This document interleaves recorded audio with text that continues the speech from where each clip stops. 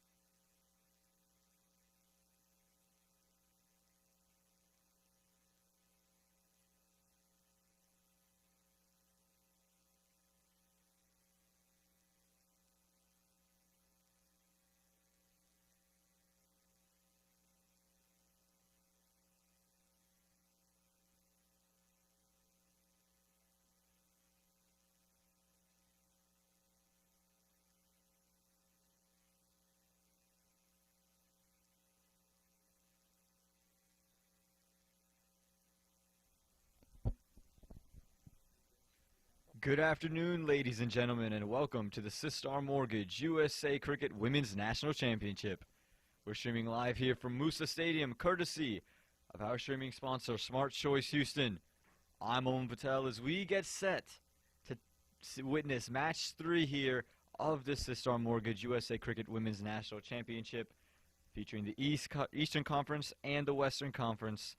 The Eastern Conference yesterday, they took a 2-up lead on the Western Conference. In the Western Conference, they're the reigning champs here. And the Western Conference are looking to rebound here. We have one match today and one match tomorrow. So this means that the Western Conference can look to even up the score and have a shared cup. One win will give the cup to the Eastern Conference.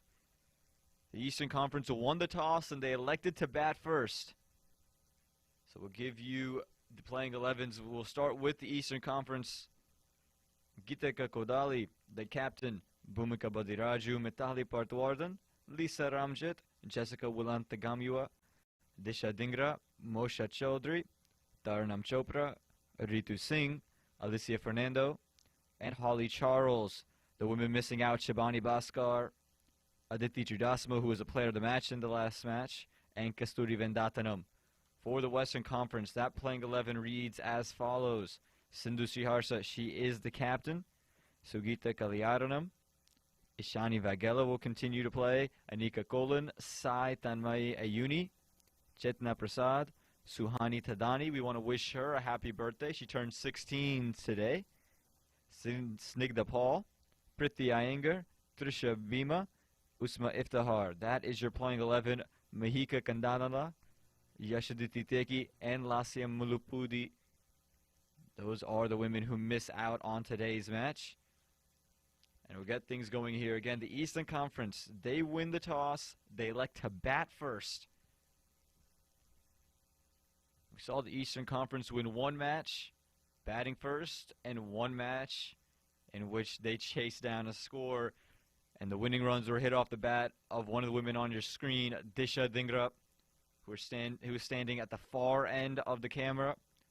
As we wait to get things going, she hit a 4 and then a single to win the game yesterday for the Eastern Conference. Opening alongside her, Mitali Partwardan, the wicketkeeper batsman. Opening the bowling, it's the birthday girl herself. Again, want to wish her a happy sweet 16. Suhani Tadani. She'll get things going for the Western Conference. So you get ready for delivery number 1.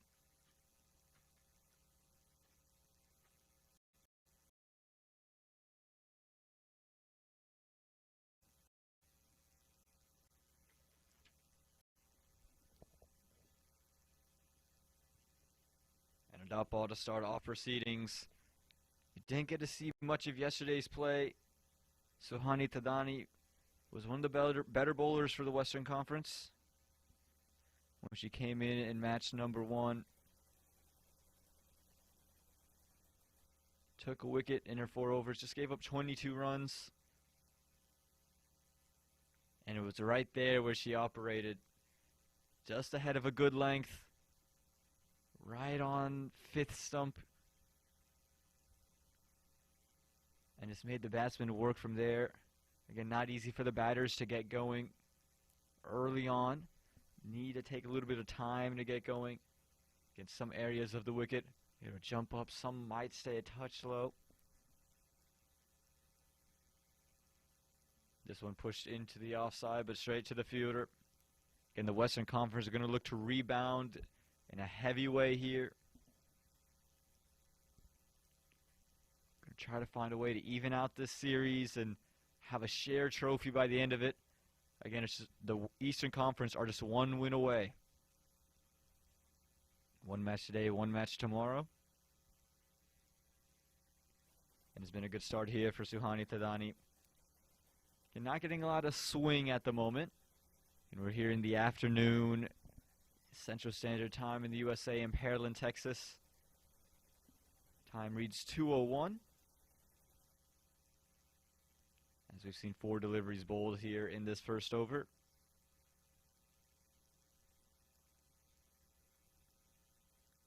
The This one angled in, and again, just worked a point. It's a good start here for Sutani. You can see how consistent she is right outside that off stump. The angle back in just gets a little nip.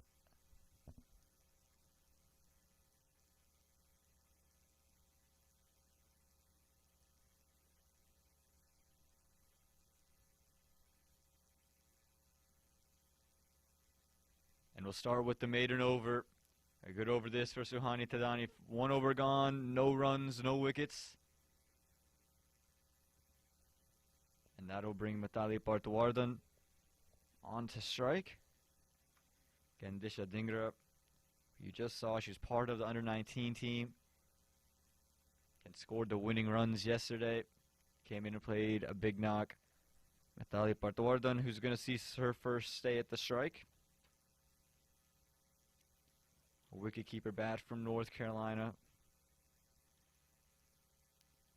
Again, would be disappointed with herself in the way she batted in match one. Got out for a score of just one. Also, you would say might have been the reason that Lisa Ramchit gets run out as well.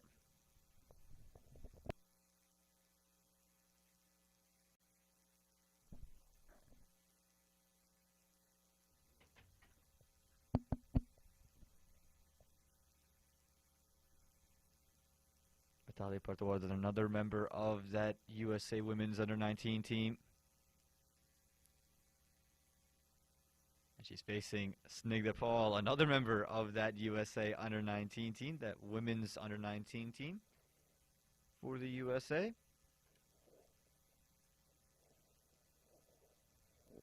And Snigdha Paul, another one of these bowlers who gets that in-nip back to the right-hander.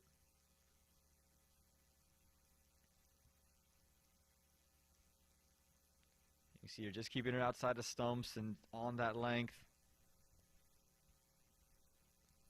Again, just it's been hard to cut. That's where we've seen a lot of success for a lot of the bowlers. A lot of the wickets fall in that area.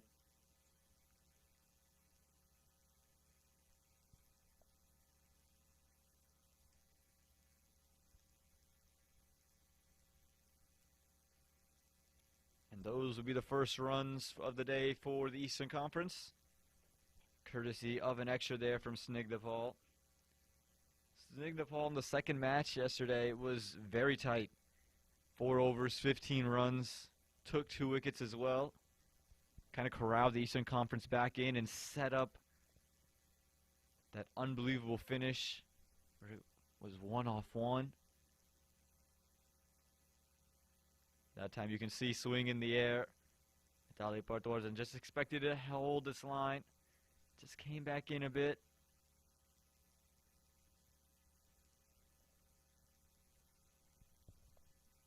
Snigdha Paul from the Texas area.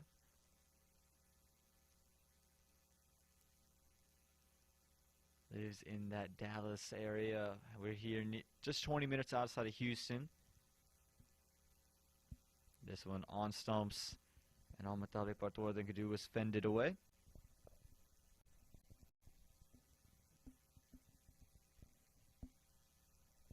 And there's no surprise how tight Snigdha Paul was yesterday, as again you look at against the Windward Islands, you know what she was able to do, and then just a week ago here at Moosa Stadium in the regionals, took 4 wickets at a 3.72 economy. As this one's going to be the first runs off the bat. It's whiffed away through the leg side. Going to be a couple of runs. Not going to go all the way to the boundary, but they'll pick up 3 from it. That's good running from these two. Snigdha Paul just going a little too straight that time. Again, any bat would love to have a start with their pads. The ball's on their pads, just whipping it away. Going to be interested to see if they do bring in a fine leg. They had a backwards square, and that backwards square does become fine leg now. And still a slip and play here for Snigdha Paul. And this one a luscious drive. And it was well stopped by the fielder inside the circle. A near run-out chance as well. Good running this, though. You go ahead and get one. And at the end of 2 overs, it's 5 without loss.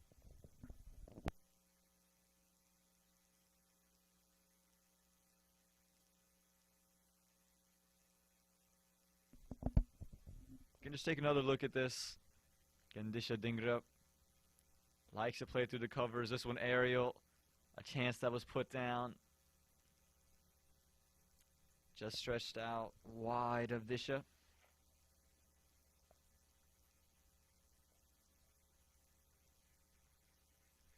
See how many runs that ends up costing the Western Conference. And Suhani Tadani starting her second over just like she finished her first, on a length outside the off stump.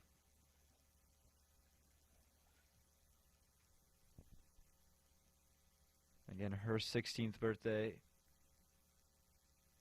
The woman from California. In that Bay Area she was brought up and raised.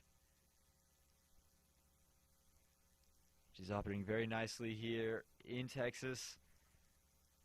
And has been very good here so far.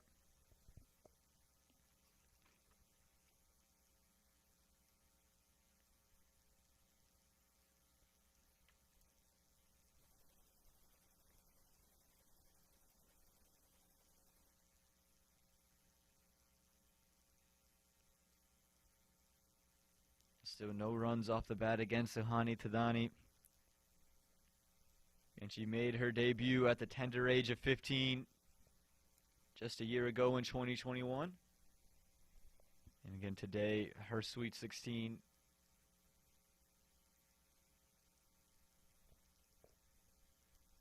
She already has 8 wickets internationally in Women's T20 Internationals at a 1.63 economy.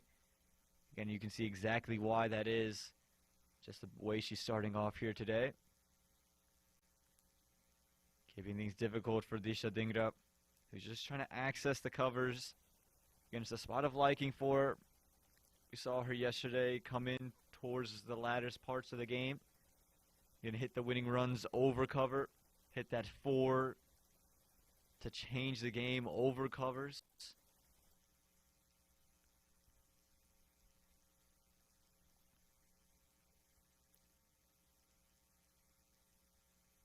That one just passing inside the line. And another really sharp over here. Still no runs against Suhani Tadani. She was looking for that wicket of hers.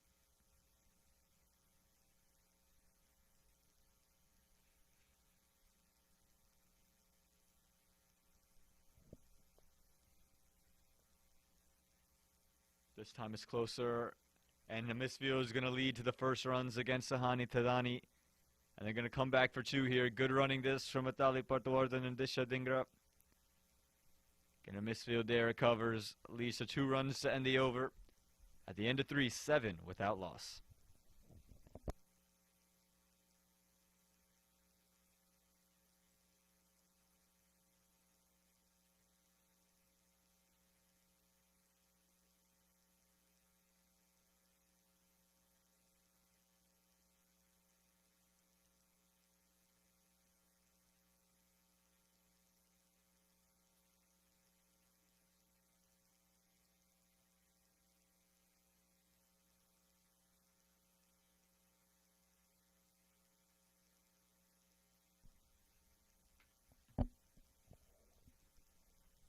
And it will be Snigdapal to continue.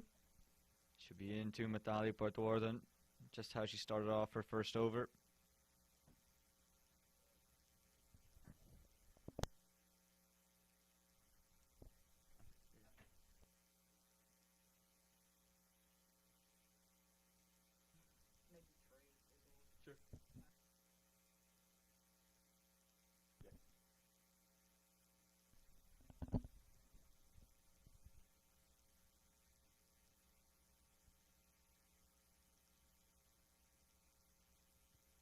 Tight start this from the Western Conference. Again, runs have been hard to come by. A pitch that has something in it for the bowlers. Getting prepared by O'Shane Spence and all the team here at Moosa Stadium. As this one is cracked through the covers, it's going to be one just into the gap. Good work inside the circle.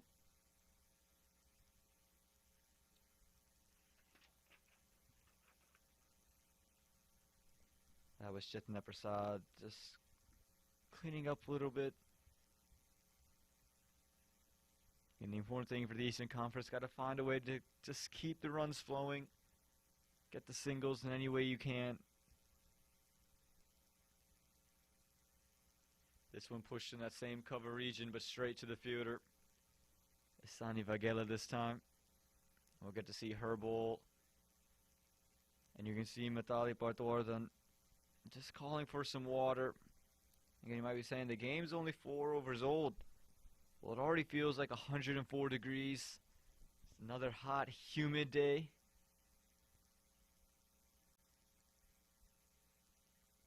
This one gets onto the pads, but down the leg side. And we've seen 1 or 2 of these from Snigdha Paul. Should just drift down that leg side. Samatali Partwardhan got 3 of her 4 runs.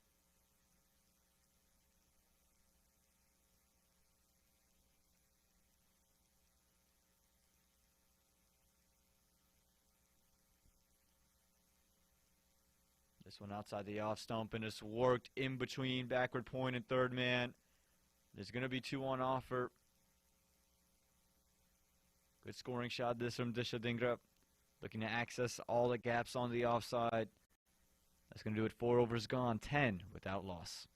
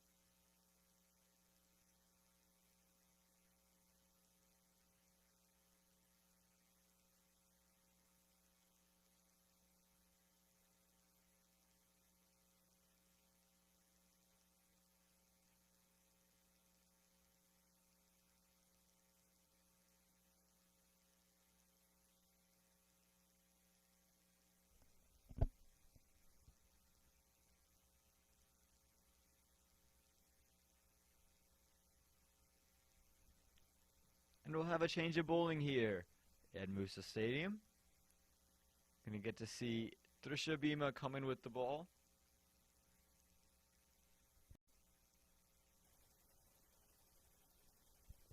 Yesterday bowled 2 overs. Just gave up 7 runs.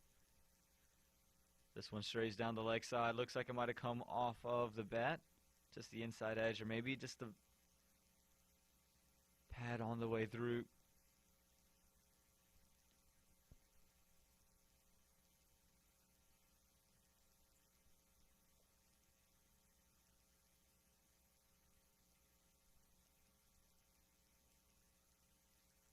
This one shows way down the leg side. Going to be a wide. And again, you can see a lot of these deliveries just with that angle.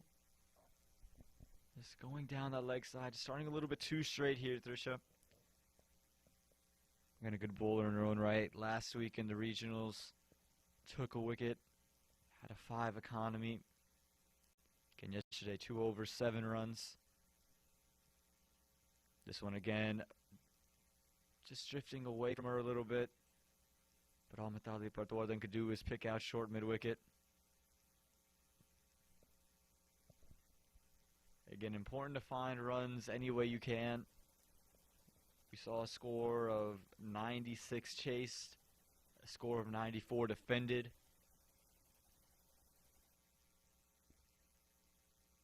And that's a great delivery there from Trisha Bhima. That's where you're going to want to keep it. Again, that's Sahani Tadani length. What Sahani Tadani, Snigdha Paul was bowling at that area on terms of length. And again, she has a little bit more angle in. She gets a little bit more swing back in. She's just testing that off stump of whichever batter is there. This one again strays down the leg side. Sindhushi Harsa, the captain for the Western side. Also the captain for the USA women's national team. A brief appeal again there, just to stifle the wide. See if she can get the umpire to keep the hands down.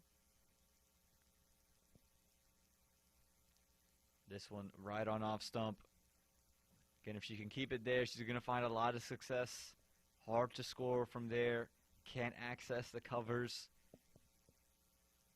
Have to play straight back. You can see Mitali Parthawarthan just trying to reset.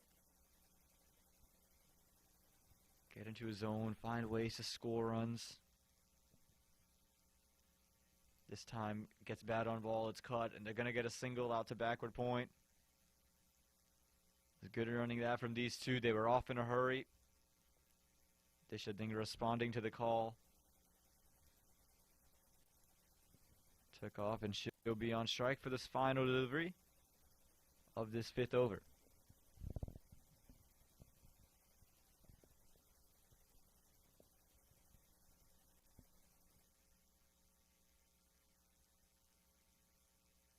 This one pushed into the leg side, but just pushed to mid-wicket. A good start here for Trisha Bhima. Just gives up 3 runs in her first over. 5 overs gone, 13 without loss.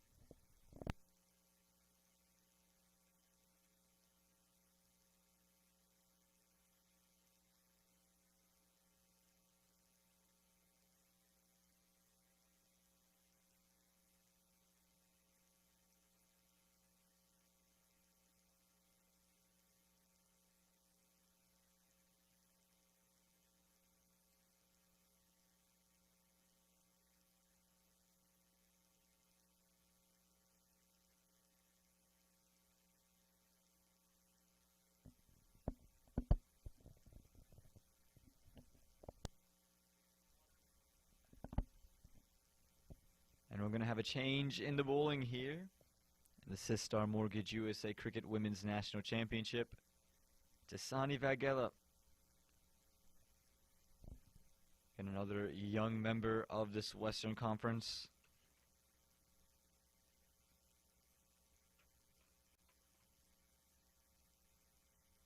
Made her debut for the U.S. Women's National Team.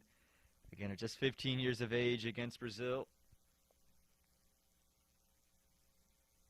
Also has a brother who's made his debut for the USA, Vatsal Vaghela. And Sasani coming into bowl. And starts right on the money. And look at this quick single here. Mitali Parthawarthan off in a hurry. A risky single that just felt a little bit late on the call. But both ended up surviving.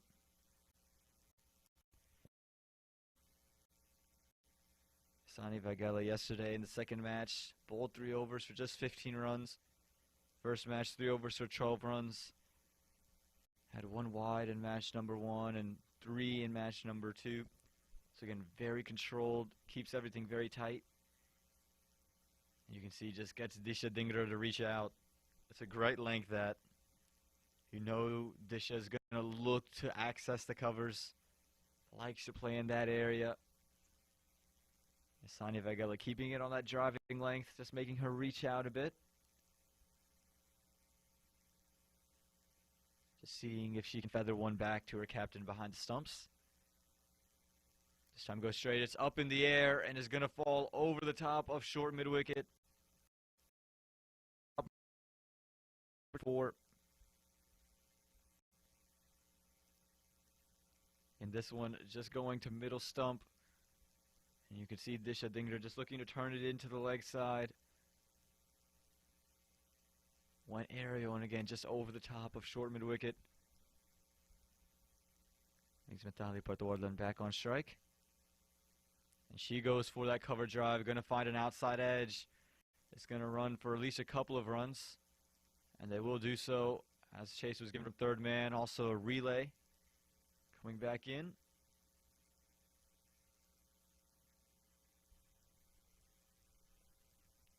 Mitali Parthawarthan just being coerced into that shot. And you can see Asani Vagela just looking to get the batsman to reach out away from their pads, throw their hands through the ball.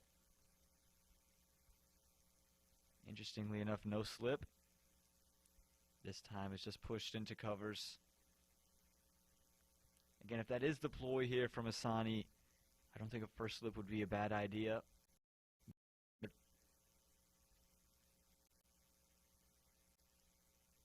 Because if you are trying to just coax the batsman to reach out,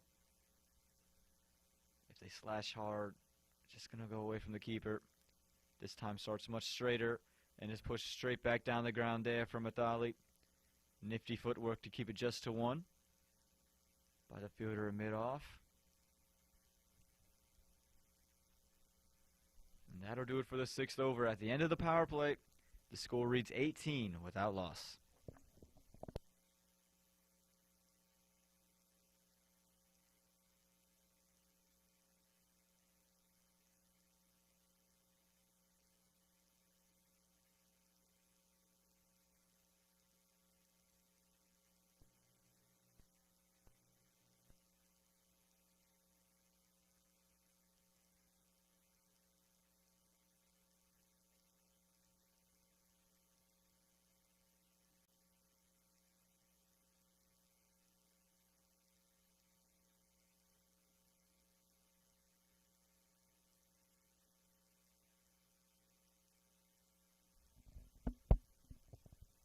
And now that the field restrictions are done, we're going to get to see our first look at spin.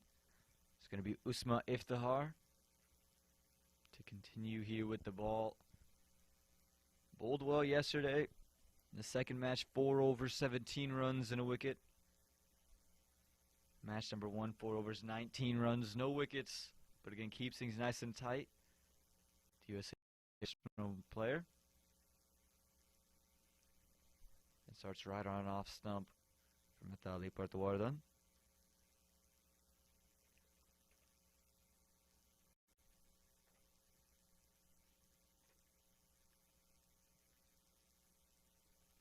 This one a little bit with on offer, and it's cut into short cover.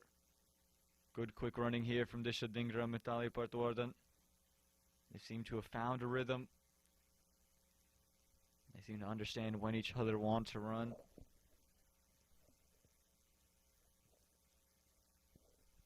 Usma Iftihar, of course, 9 international wickets. And last week's regionals took a wicket at just a 4 economy. Now she sent out sweeper cover.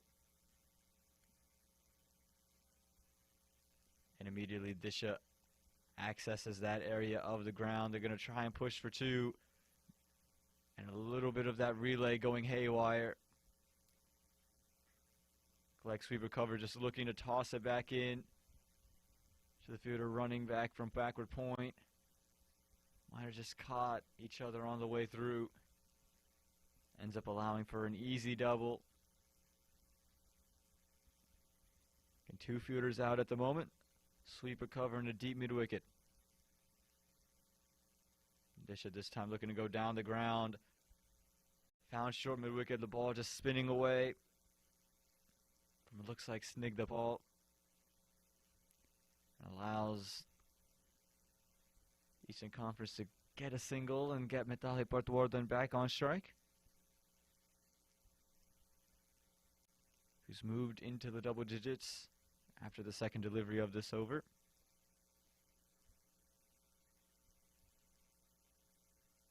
She looks to just access covers. Just couldn't quite get onto that one. Again, I think the ploy here from Usma Iftihar is just to get around the ball, trying to go into covers and see if they'll just open up their stumps. This one flighted up and it's pushed into the offside, but straight to short cover. No chance for a run there. That's going to do it. 7 overs gone, 22 without loss.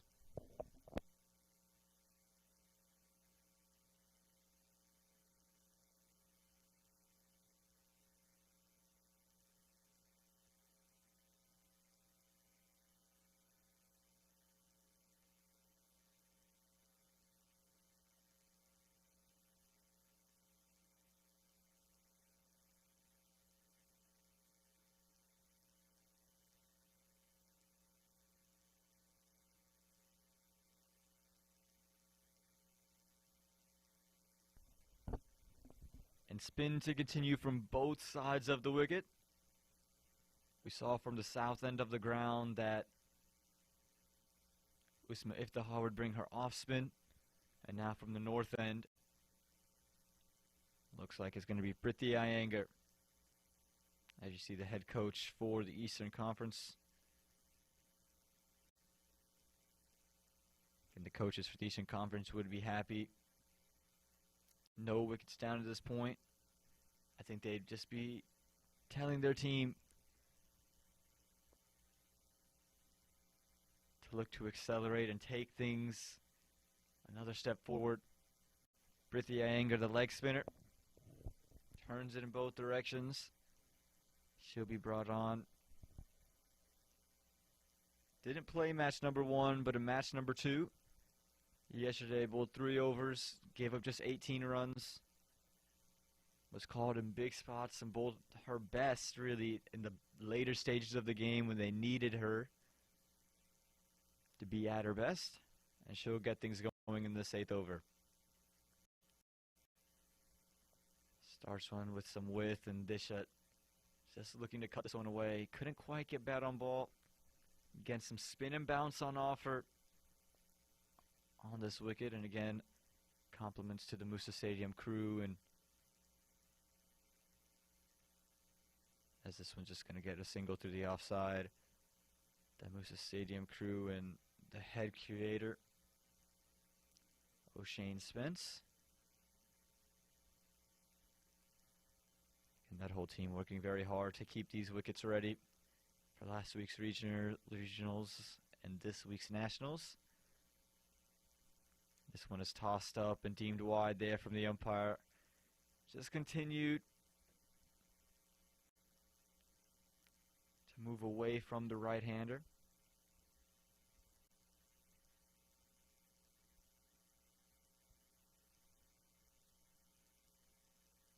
Again, width on offer. This one cut in between. Gonna allow them to get away with one. Something kind of juxtaposed from yesterday is the extras here for the Western Conference. Had 18 extras in match number 2.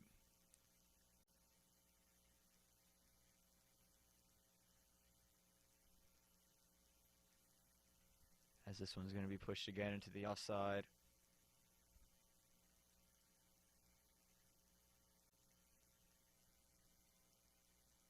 So far, just 4 extras, and if you rate, you'll feel happy, feel good about your opportunity and your chances, and again, you're making the Eastern Conference earn it with the bat. And hard to score, don't want to give up pre-runs. And those couple of singles into that vacant cover region has prompted Sindhu Saharsa to bring in sweeper cover. This one left alone for Mithali Parthawardan. So the lone fielder out in the deep is a deep mid-wicket.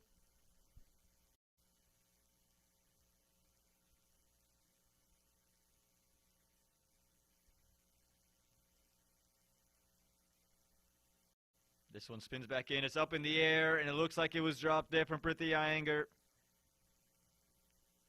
The ploy worked. She had a couple spinning away. This time spinning in on Mithali Parthawardan, who it looked like was trying to cut it away. Just got too close. Again, take a look. Comes back in and reacted to it late, just trying to slice it. And it's sliced up, and it looks like it hits the hands and falls out. A good way for the Western Conference to end the over. A life given to Mithali Parthawardan. 8 overs gone, 26 without loss.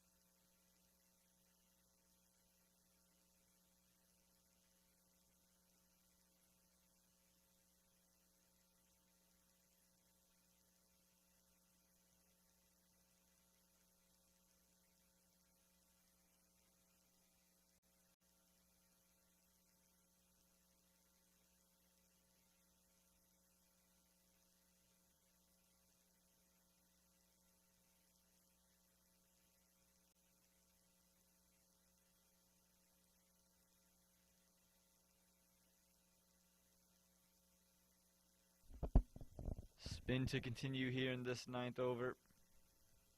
Moosa Iftihar. As Disha Dingra just pushes this one into the offside. Again, an area of liking for. Likes that cover region, and again, that's what's prompted sweeper cutter to come inside the circle and dare the batters to go over the top.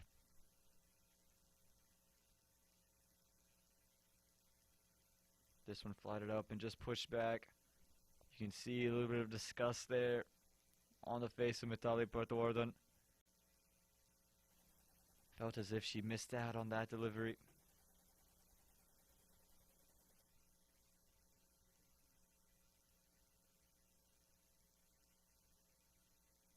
This time looking to push it into the leg side, but all she finds is that mid-wicket inside the circle.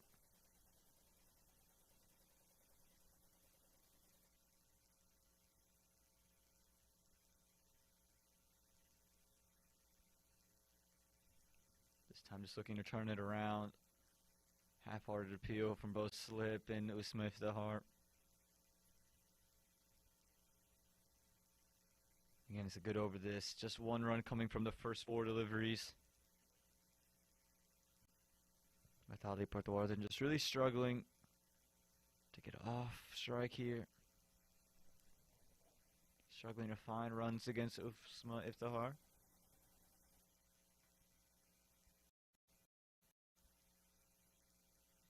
Looking to take this one into the leg side and does. And they're going to get a single out of that delivery there. It was just pushed away from mid-on a bit. So to bring Disha Dingra onto strike for this final delivery of this 9th over.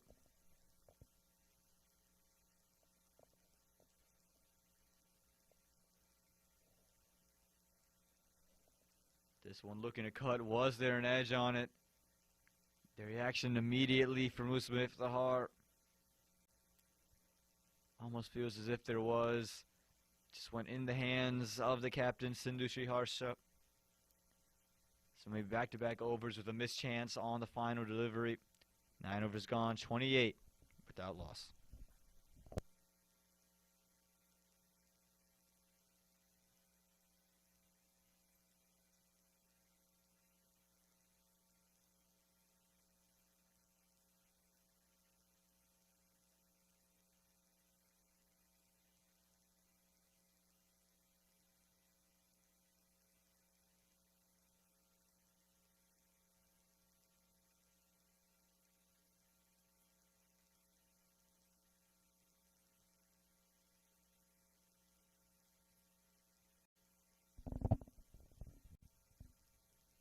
Mitali Portawardhan comes down the track there against Priti Iyengar.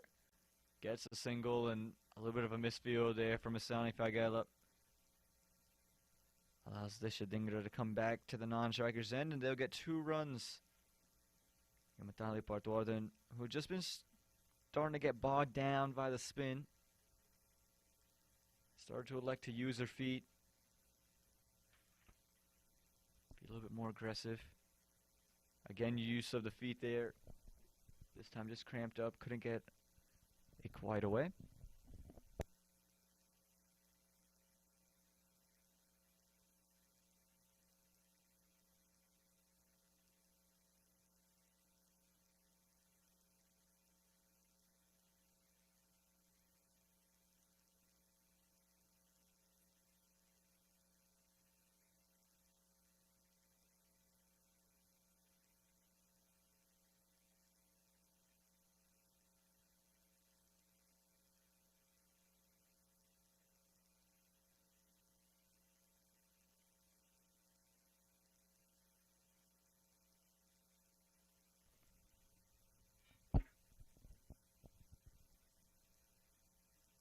Mitali Portawardhan now more eager to use her feet against the spinners, just trying to find ways to access the gaps across the ground.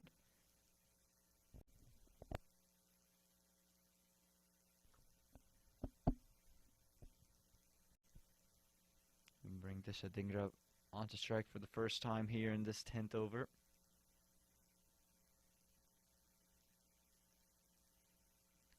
Who Pushes this one into the onside, but just going to find that square leg fielder. Again, Priti, when she's gone full, she's gone into that block hole. Not giving either of these two batters much room. Line.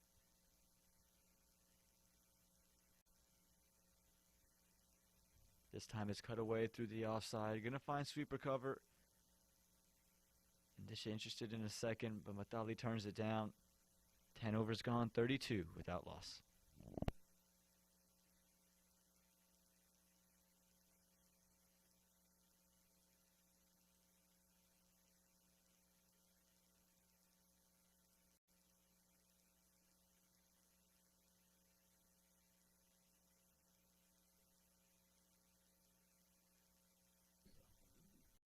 The heat index is crazy.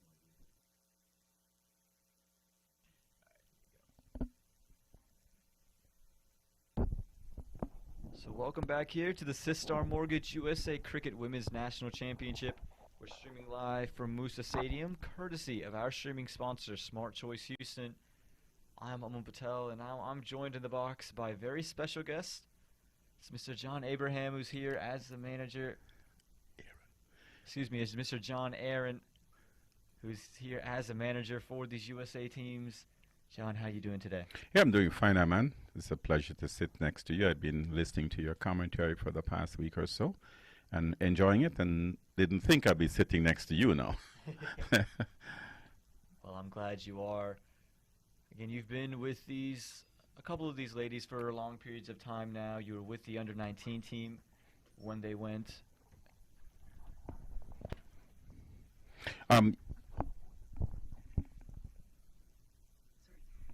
Just here, not too.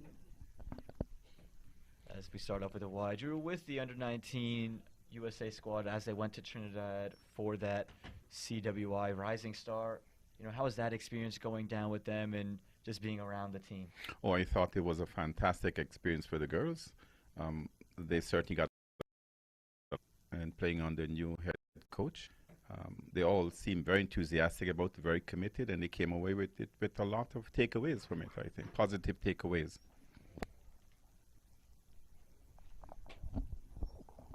So I thought it was a rather good. We came away victorious, so that helped a lot. I think, you know, maybe to the surprise of a lot of people around the world as they come back for two here. Good running from the Eastern Conference. Again, went undefeated in that Rising Star and topped the table, took the cup. I'd say much to the chagrin of a lot of the the other teams in the Caribbean who are cricket playing territories. Didn't expect the USA to perform as well as they did, and in fact that was the sort of commentary along the entire series, how well the girls are doing. And they're surprised that the level of cricket in the United States was as such that they can walk into the Caribbean and return undefeated, having defeated Guyana, Barbados, Jamaica, Trinidad, Windward Islands, and Leeward Islands. So, Yeah, again, very impressive what they did. How do you think structures like these, you know, the pathways to get to the under-19 team, the women's senior team, just elevate the level of cricket that these ladies will go into playing? I think the pathway augurs well for the future of women's cricket in the United States. As you know, it's sort of a dual pathway on the 19 and senior women, but there is some overlapping. As you can see, 7 of the girls in the under-19 team have already played for the senior team.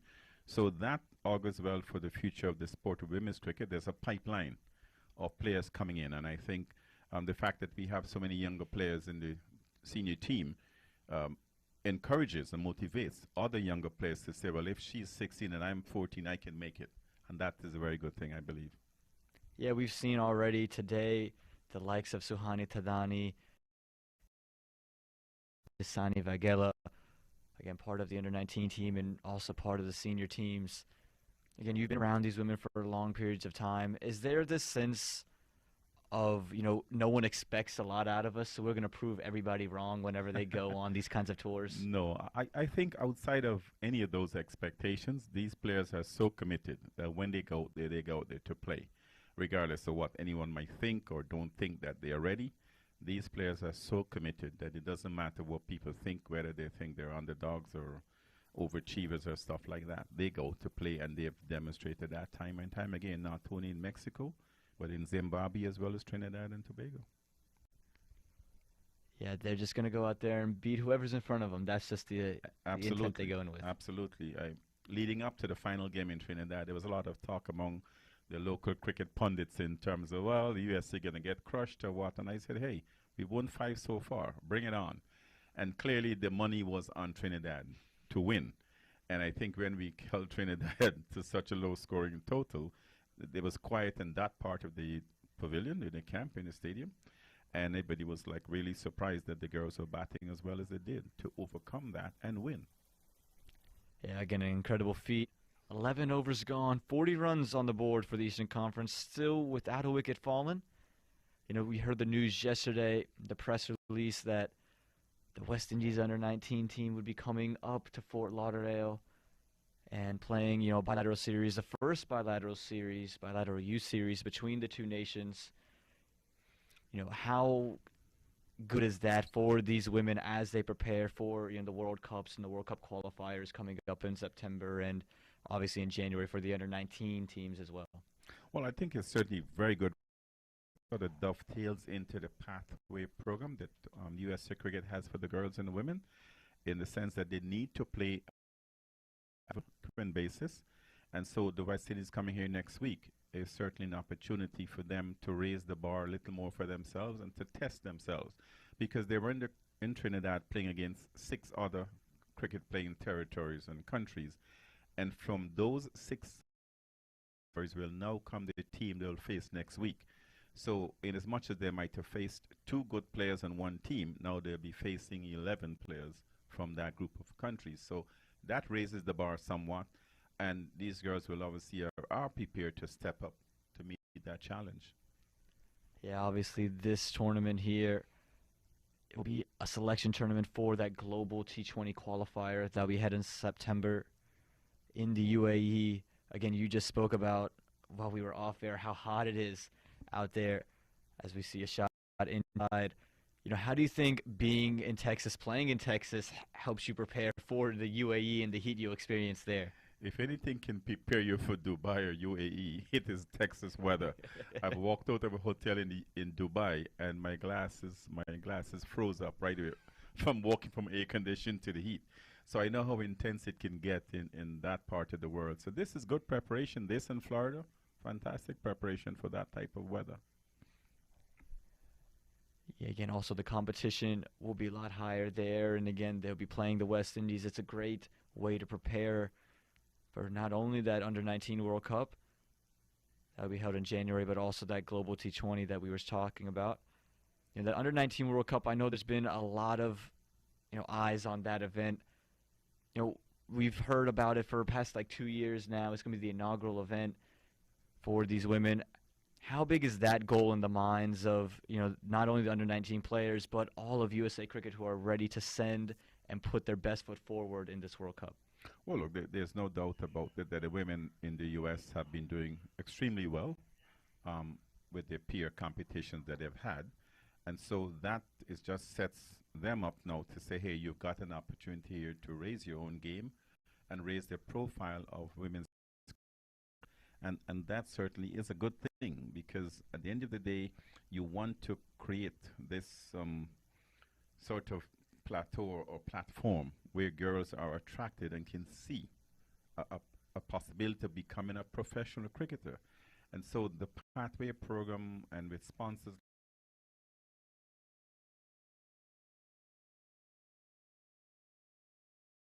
on the 19 Cricket World Cup, because we've got on the 19 program that leads the girls into the senior team, and I'm certain that way follows as well on the 19 to senior girls. As you see the runs start to flow here for the Eastern Conference, they've picked up the run rate in the previous couple of overs. You know, of course, you've been around these girls for a long period of time. What has impressed you with the growth that you've seen over 1, 2, maybe 3 years, or even just these 2 weeks here at Texas? Oh, I've seen some of these girls grow from last November to now. And that's what? Less than a year. I've seen them grow not only in their cricketing skills, but also in their personalities and their attitude in terms of how they approach the game. Because, you know, cricket is more than just holding a bat or bowling a ball. It takes a wider set of skill sets to make you a better cricketer. And I've seen a number of these girls who've actually grown within a short period of time. Yeah, it's always great to see, young individuals grow and these young women grow into mature and independent women in their own right, not just in the cricketing sense, but also just in all around life. Do you get the sense that these women just have such an appreciation for the game, appreciation for each other, that is why they're able to go to places like the Rising Star and just shock a lot of people? I think that's part of it, but also, too, you will notice that the U.S. women's team has a mixture of what we would call senior women, under 19 girls, and the experience that the senior players, like the Akshata Raos, like the Sindhu Harshas, like the Uzma Iftikhars and stuff, bring to the game. It blends well. It's sort of like making a new stew, but holding some of the old stew and adding to it. And I think that helps these girls as well, because like players like Sindhu have seen some of these girls playing since they were 10 years old. Right. So they've got accustomed to them. The younger players have gotten accustomed to being on the field with the senior players. And so it's a learning process and it's accomplishment together. And that is a good chemistry, good set of ingredients for the future for the game in the United States.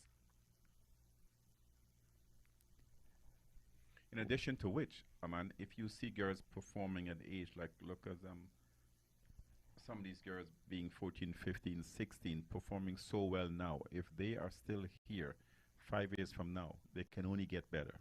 They can only get better. And they've come along from a fantastic coaching program, and that program now continues under the new head coach, Shidnarayan Chandrapal. So they've had a good foundation, a good basis from which to build their skill sets. And a credit to USA Cricket for having given them that opportunity to get there. I think we just lost our first wicket, Aman. Yeah, Mitali Patwardhan gets run out, trying to take a quick single through the offside. And she's going to have to go. It's 48 for 1 now. John, I appreciate the words and the time that you've given to us. I do want to ask you one final question as we see Alicia Fernando come in. How exciting is it, you mentioned it, Shivnarayan Chandrapal coming to be the coach for these USA women. How exciting is that for him to give his experience to just take this women's games to the next level?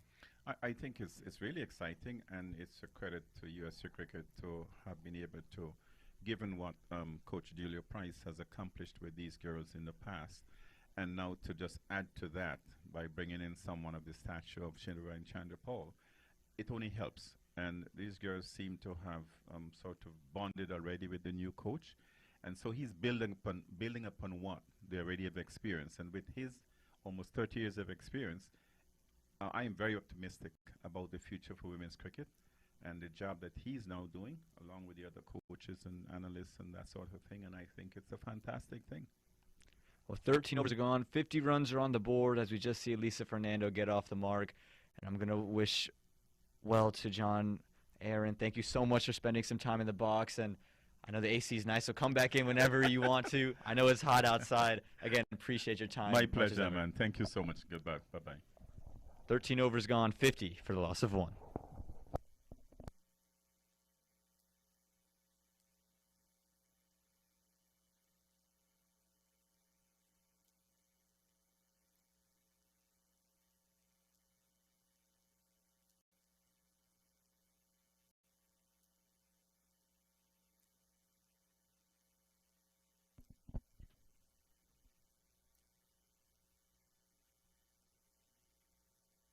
Pushed into the offside, this one, as he'll come back for 2.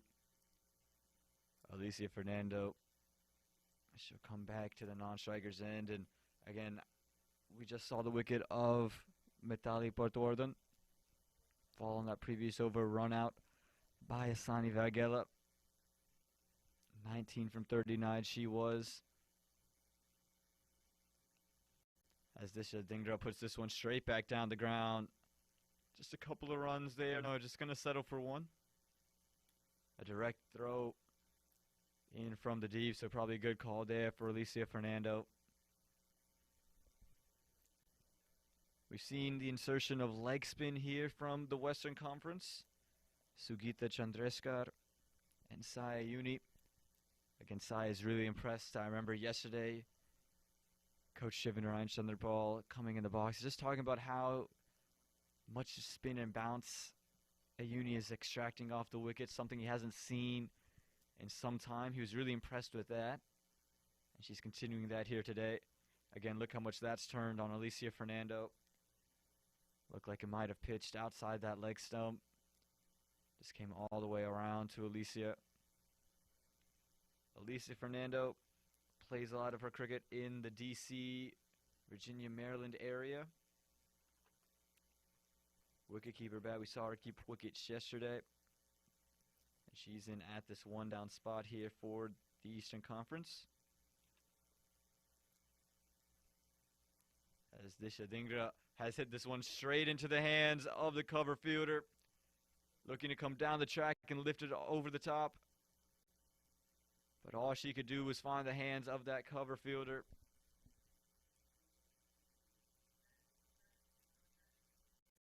This has been good touch today. 23 from 40. She has to go. That catch taken by Snigdha Paul. Just take a look. Got to the pitch of the ball. Just looking to lift it over the top, and Snigdha Paul made that catch look ever so easy. And 2 wickets fall in quick succession. Both the openers are gone now. 52 for a loss of 2.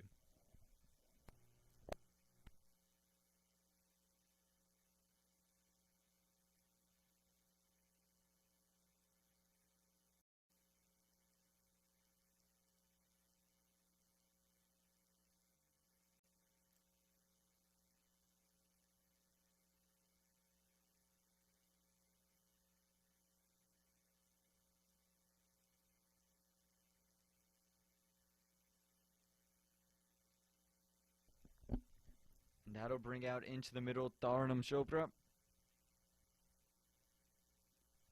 Dharnam yesterday came a little bit lower down the order, but needed runs immediately, found ways to score. Got a double, then got a single that put Disha Dhingra on strike. She was 3 from 2 not out. Again, looked good. Was able to squeeze runs. And we'll see what she can do here today in the 14th over. Went to pull it, but again, that spin bounce just undoing her. You could see the early movement to try to take it and heave it into the leg side. Just that extra bit of turn. As you see, Aditi Chudasama just help warming up some of her teammates. Again, Sayuni is really impressed with the spin and bounce she's extracting off of this wicket. The first runs for Dharnam Chopra. And it's been tight stuff in the field. From the Western Conference, they've been all over it.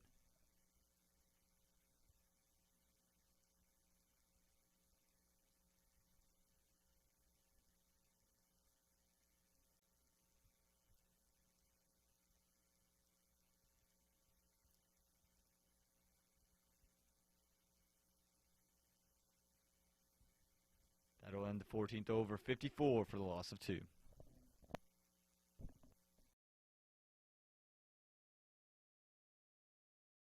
Paul, who just took the catch of Disha Dhingra, fired that one in over the top of stumps. A perfect throw that.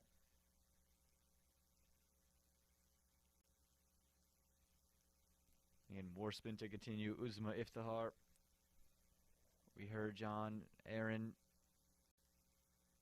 just a couple moments ago talk about the mix of youth and experience.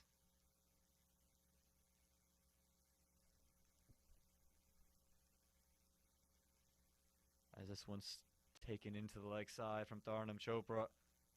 The quick roll comes in. And it was a quick single this, and this is a throw from Snigdha Paul right over the top of stumps. Well in her crease though, Alicia Fernando. Got off in a hurry, and she'll be on strike facing Usma Iftihar. Again, Alicia Fernando, very an aggressive bat.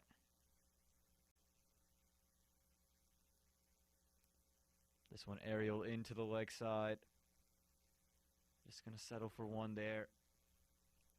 Again, you've seen the Eastern Conference start to open things up now. Find singles with a little bit more regularity.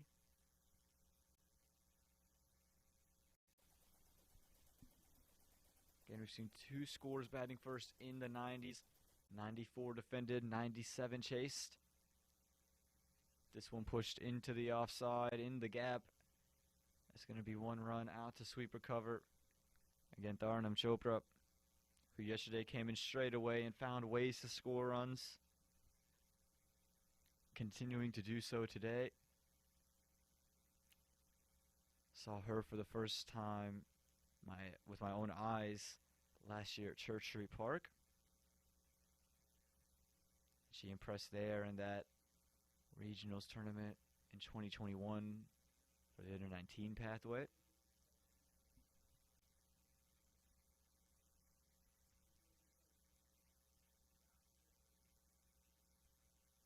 This one pushed into the offside again, into that cover gap. And a single within the over.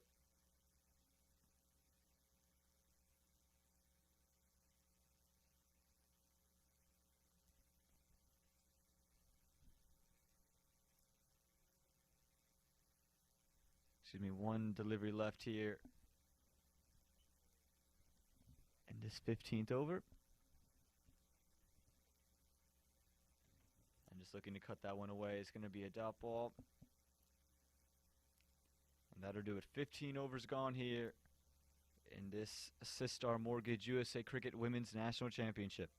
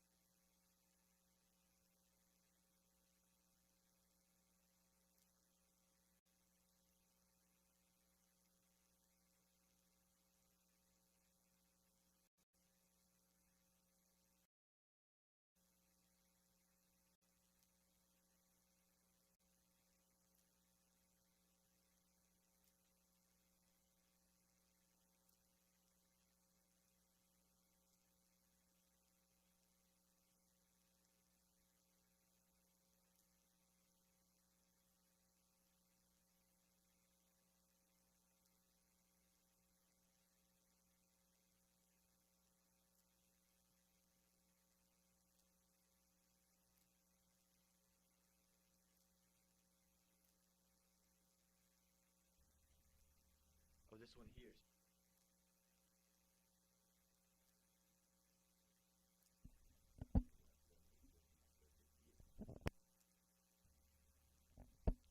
Prithvi Iyengar to continue. Bowling her third over here. First two just went for 8 runs. Alicia Fernando trying to go over covers, but she just fed a catch to Snigdhapal. Regulation catch there for the Dallas native. Just looking to take it over the top of that cover region, but all she could do was slice it. Take a look here. Again, Prithvi Iyengar has been hard to put away. The Eastern Conference sensing they need to pick up the pace. Just slicing it straight up. And the simplest of catches for Snigdhapal. And that'll be the end of Alicia Fernando. The third wicket falls for the Eastern Conference.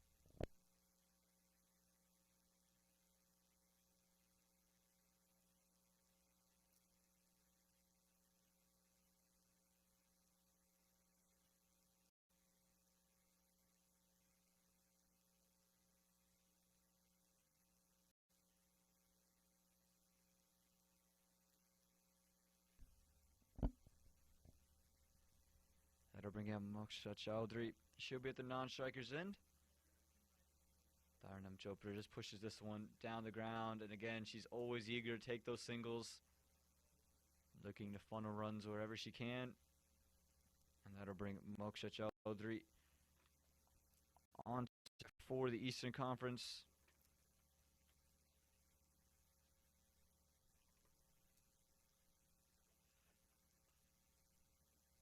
Moosa Chowdhury, one of those experienced players John Aaron just a little bit ago was talking about. Has scored international runs for the USA. And nearly chops it on straight away. Has she chopped it on? She has. Just looking to run it through the third man region of the ground. But all she could do was hit the inside edge of the bat. And it looked like it took a couple of bounces before it crashed on the stumps. The bails fall. The umpires give it out. And a first ball duck here from Moksha Chowdhury. And Priti Iyengar with her second wicket. Let's take a look at this. Just comes off the inner part of that bat, and it just takes one bounce straight down, comes up, and then hits off stump. Again, this angle probably a good look at it. Again, just looking to run it through third man. A couple of bounces in front of the stumps, and ended up bouncing back on. That's the fourth wicket here for the Eastern Conference to fall, and the second wicket for Priti Iyengar.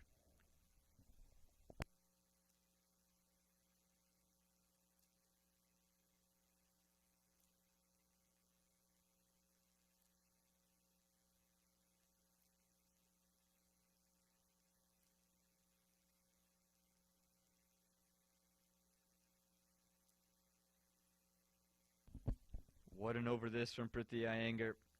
She's been all over it. She'll start with the wide.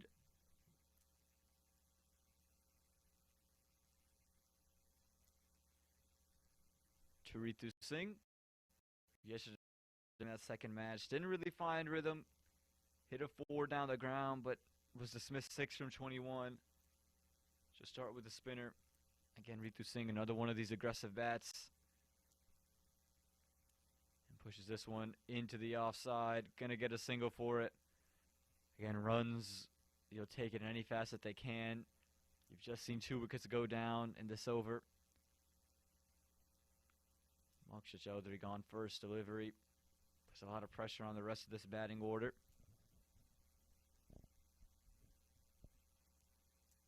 This time Dharnam Chopra comes down and just squeezed it out. You can see he wasn't really sure where that ball ended up. She'll get a single.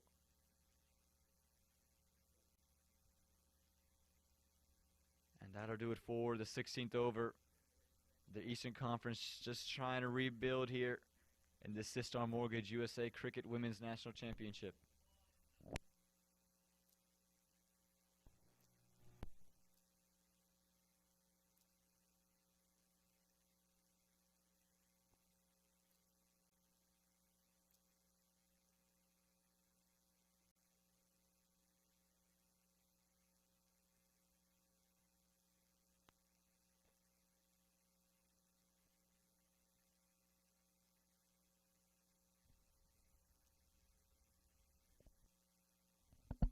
It'll be Sugita Kalyaranam to continue with the ball. Starts off with a drag down, and it is a no ball. 2 bounces before it reaches Dharnam Chopra. So she'll get the opportunity to free her hands, and again has been eager to use her feet. Wouldn't be surprised to see her come down the track. See already standing outside of her crease.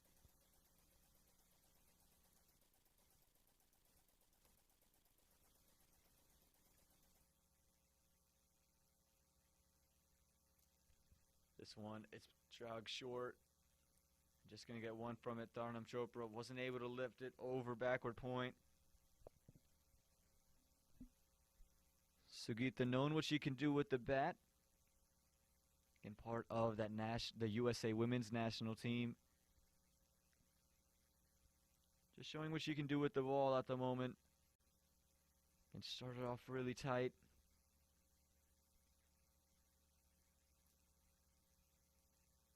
Ritu Singh pulls this one into the leg side. And it's going to be a couple of bounces, and it's going to go for 4. Just struggling to pitch the ball up at the moment, Sugita. You just take a look at this. She flights it up, and again, it just kind of sat up. Ritu Singh just rocked back.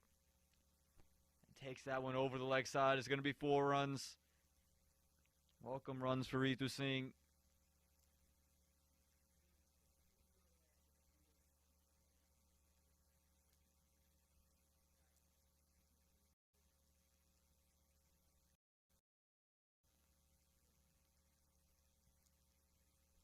This one again flighted up and much closer to stumps. Ritu Singh plays with some soft hands and they're able to get a single. This is what's going to be required for the Eastern Conference. They're going to want to put some impetus in this innings, find ways to score runs. That boundary there, the first boundary we've seen all innings long. And it's not as if we've seen an abundance of boundaries over these 2 days of play. But any way you can find them, you're going to want to have a couple of them in your arsenal. Again, use of the feet. And no run to be had there. But a little bit of an overthrow here from Sugita. She just tried to run out Ritu Singh, who was well stranded halfway down the track. Again, you can see the displeasure from Sindhushi Harsha. Knows that they're letting up some of this pressure that was just being built by Sugita and Priti Iyengar, her counterpart. Both of whom had bowled well. And Eastern Conference just looking to take advantage. This one pushed well wide. And it is going to be another no ball here. Again, that one pitching outside that second white line. Meaning it's pitched off of the wicket. Gives Ritu Singh this time the free hit. It doesn't need any excuse to swing. This one drug in short is going to be another no. 2 bounces before it reaches Ritu. That no ball will continue. The free hit will continue.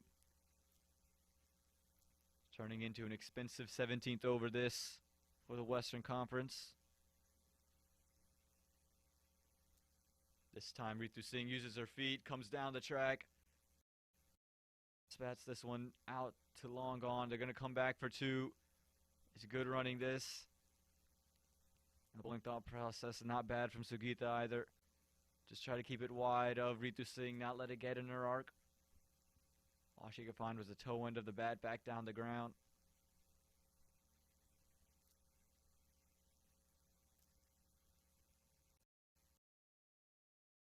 They're going to be over this.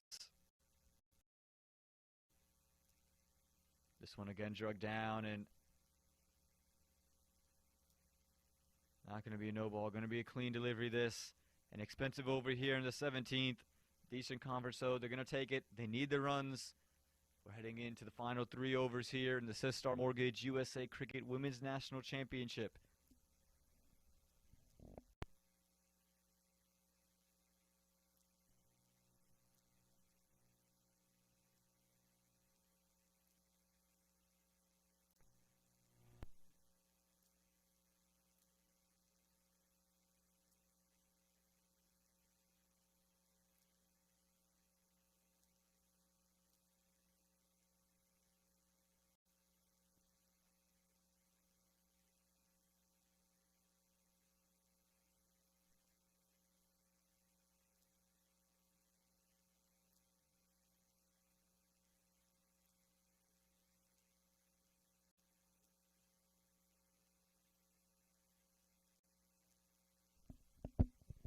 Priti Iyengar to continue.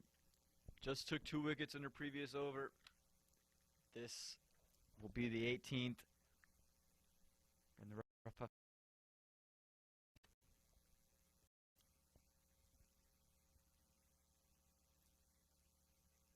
as this one is cut from Dharnam Chopra. Going to find cover, but again, just away enough. Again, Dhar is really impressed.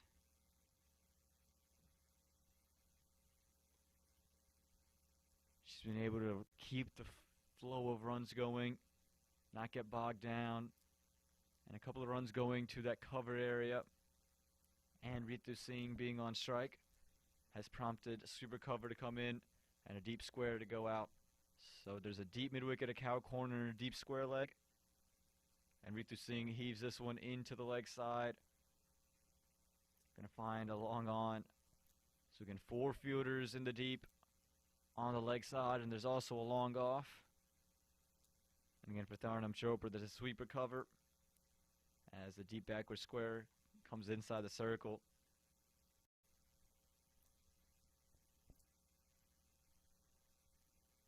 This one flighted up and is pushed straight back down the ground. Again, Dharnam Chopra understanding a role. not trying to do anything extra. Again, thought she was impressive yesterday in a pressure situation. Able to squeeze out 2 runs and then squeeze out a single to get Disha Dhingra on strike. And again, so far here today, just keeping the runs flowing.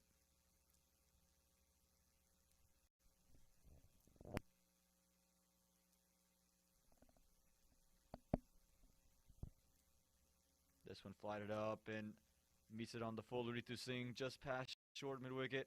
They're going to push for 2 here, and they're going to get it. This is good running from the Eastern Conference.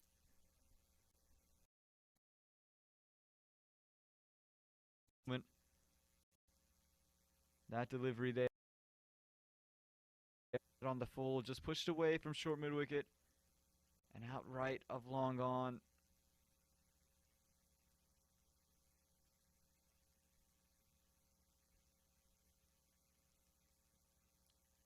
This time just looking to turn it into the leg side. Finds the leading edge. But just going to be one. Dharnam Chopra sending Ritu Singh back. So we'll have 1 delivery left in this 18th over.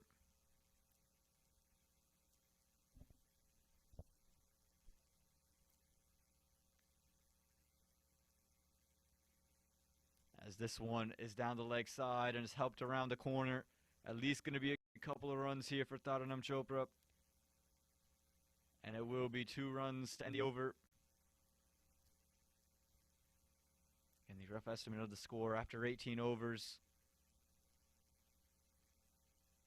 Score reads 80 for the loss of 4.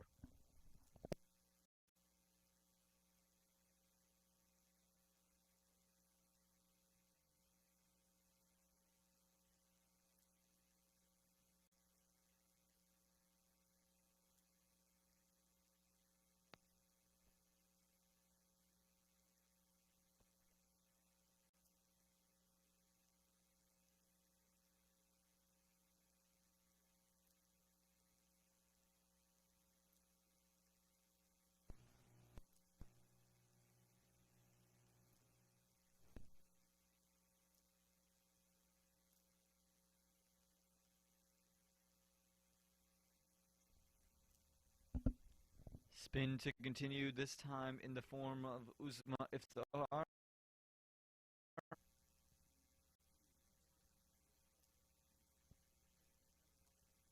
Who's been bowling today, and she's been good. She's changed up the angles. Did that yesterday as well. Bowling in this 19th. This one pushed outside the off stump, and Ritu Singh takes it over the top of the infield and sends Dharnam Chopra back. Dharnam eager to get 2 there.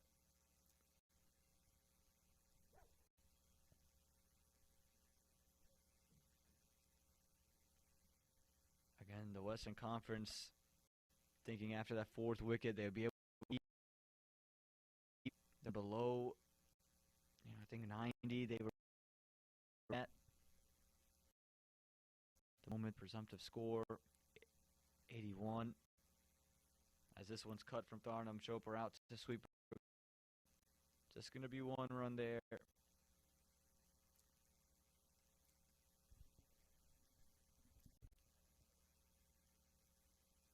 Again, you can see to Ritu Singh, Uzma Iftar.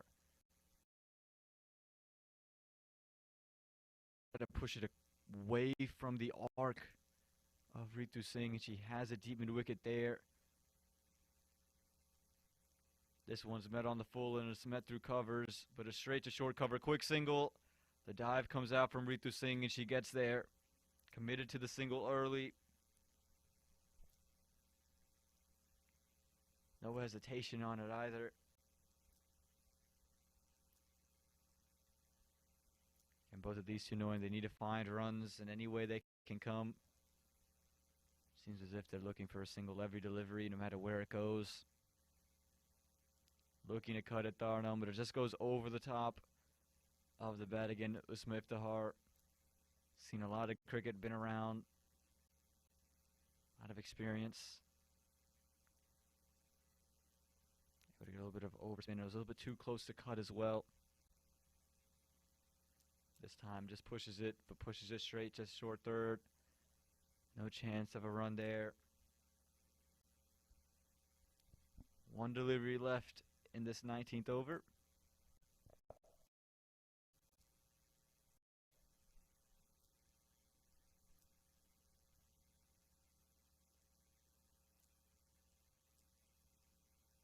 This time going down the leg side, and it is going to be a wide there. Just trying to change it up on Dharnam, try to jam.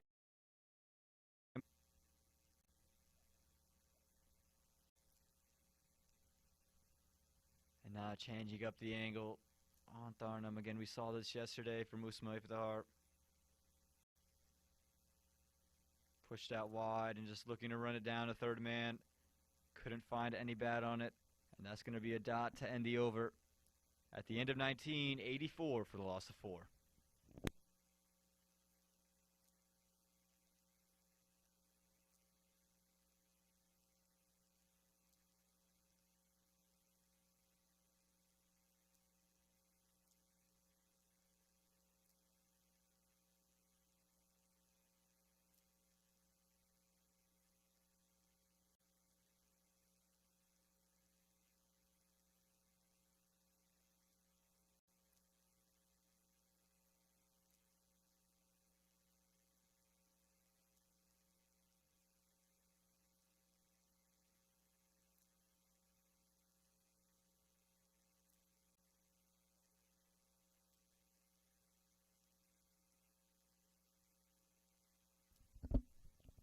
And it'll be Snigdapal to bowl this final over here of match number 3 in this first innings of the Sistar Mortgage USA Cricket Women's National Championship. Should be bowling into Ritu Singh, who just opens up middle stump. Similar dismissal. Just looking to take it over the top. Clears out her front foot. Swings all around the ball on that little angle in. Just undoes Ritu Singh, and that is going to be the 5th wicket to fall for the Eastern Conference against Snigdapal. Right on the money straight away. You can see it here, full straight. You miss, I hit. Again, Ritu Singh just clearing out that front foot. Trying to make room for herself to go down the ground. But all she could do was make room for the ball to shatter the stumps.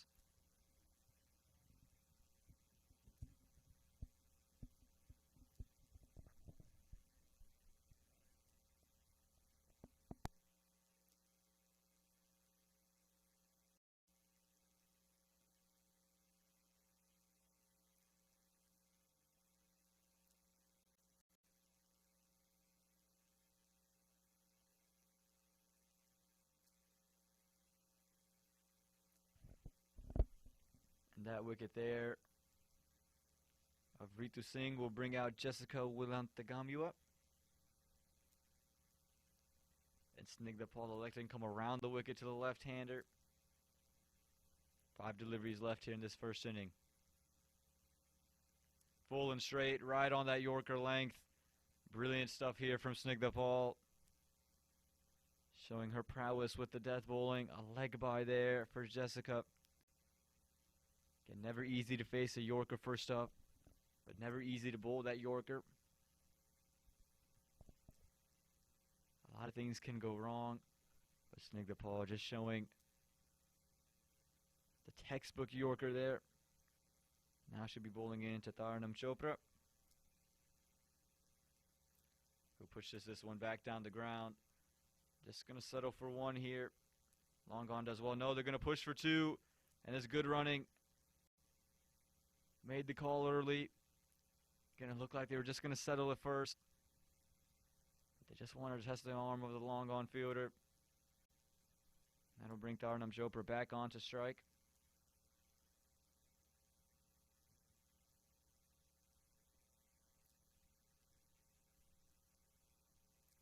This one is pushed through covers, but it's gonna find the fielder inside the circle. And good bowling this from Snigdapal. Keeping it full, keeping it straight. Bowling to her field. She's brought back the left-hander onto strike. 2 deliveries left here in this final over.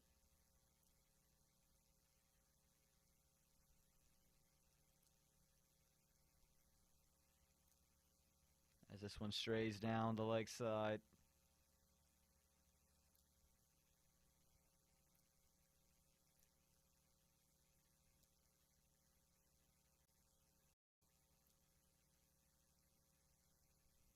Going to be wide again, just trying to angle it into the legs of Jessica.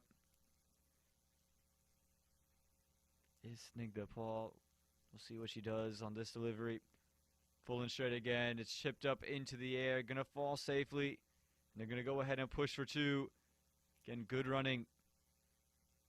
Knowing it's the final over. Knowing they need to go and run for everything.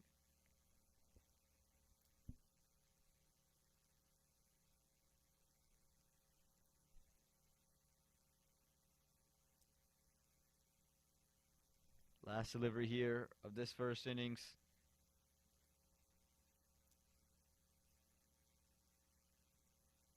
Pushed well wide and going to be a wide. And Dharnam Chopra, this is heads up running. Seeing that it's wide and knowing it's the final delivery as well. Was going to take off. She was already off and they're going to get a wide plus the bye there.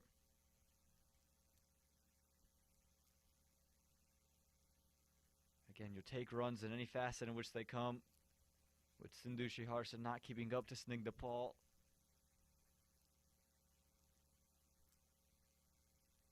Allows even runs if they miss. This one is hit straight to Snigdha Paul, but a little bit of a misfield. Gonna allow them to go for 1. They're gonna come back for 2. This throw comes in and unable to find the stump, so they're gonna get 2 here to finish the match off. Good final over this ends up being for the Eastern Conference. At the end of the 19th over, there were 87 runs on the board.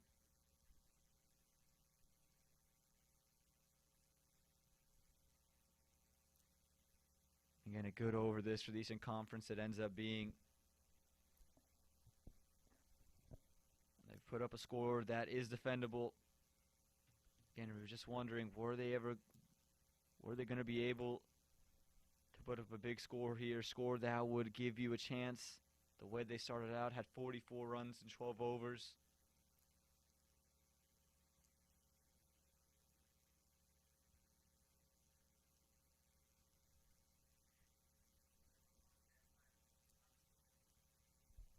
And that final over, a good over that for the Eastern Conference. Started with the wicket and started with the toe-crushing Yorker. But outside of that, it was a win for the Eastern Conference. The Western Conference, though, would still be liking their chances to put runs on the board.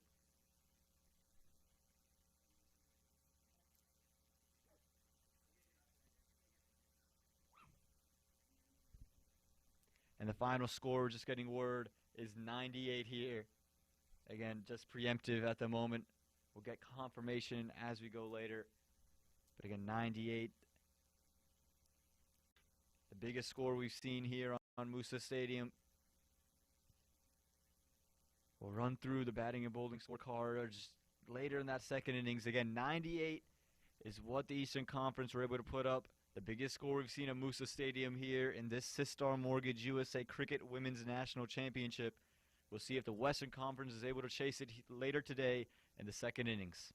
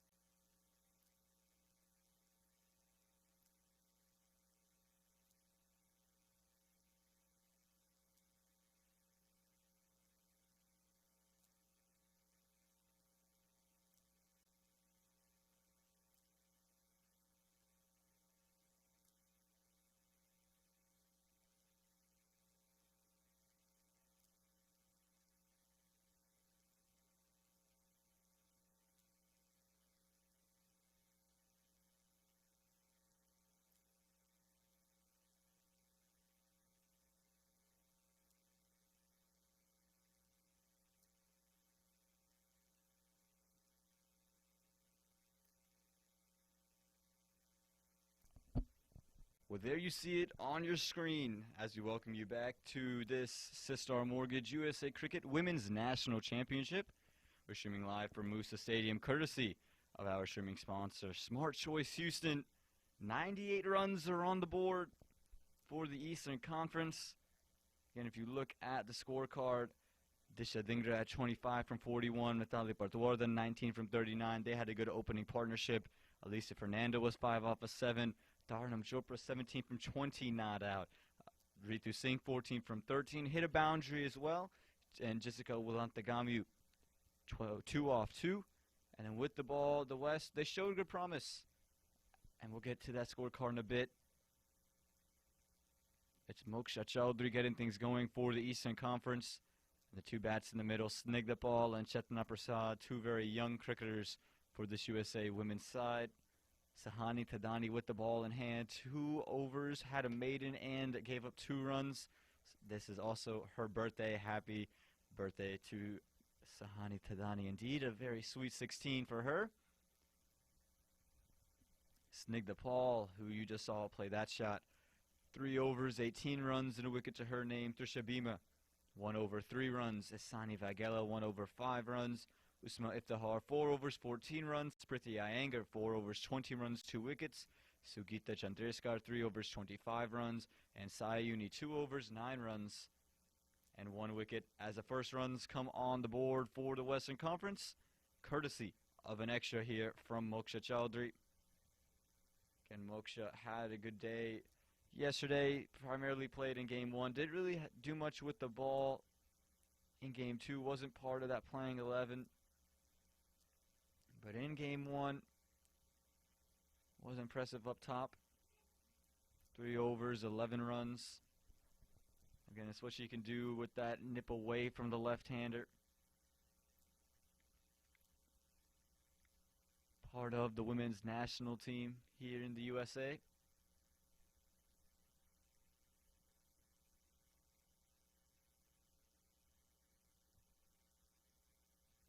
This one's going to be wide. A little bit of a fumble there from the wicketkeeper, Mitali Partwardhan.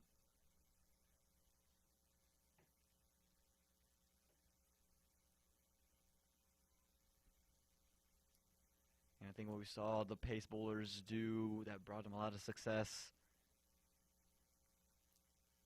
was just be on a length right around that stump on 5th and just let the ball nip away or nip in from there. And right there you can see it just in that area, maybe fractionally wide. Still in the round there for the umpire. Again, this is the biggest total we've seen here. This Sistar Mortgage USA Cricket Women's National Championship. 98-99 required. We saw 97 chase down yesterday. You saw this one swing straight into the block hole of Snigdha Paul. 97 chase down by the Eastern Conference yesterday. Took the very final delivery. Snigdha Paul came into bat yesterday in the second match, but didn't get an opportunity to swing the willow around. First match just scored 1. It's a dual sport athlete. Plays softball for high school. Is going to want to put some runs on the board. And feels as if she's missed out there. A full toss down the leg side. Had an opportunity to just take it over the top. The third extra here, and that's where all the runs have come from for the Western Conference so far.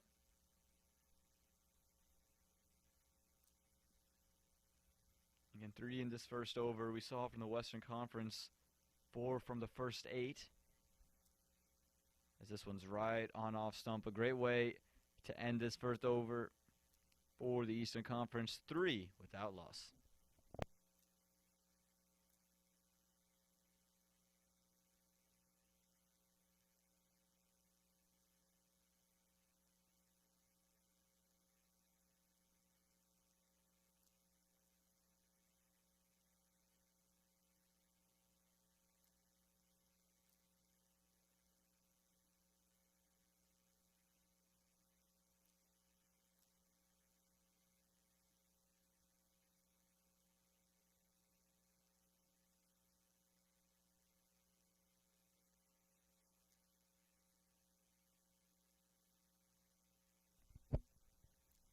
Holly Charles to get things going from the northern end of the ground here at Moosa Stadium.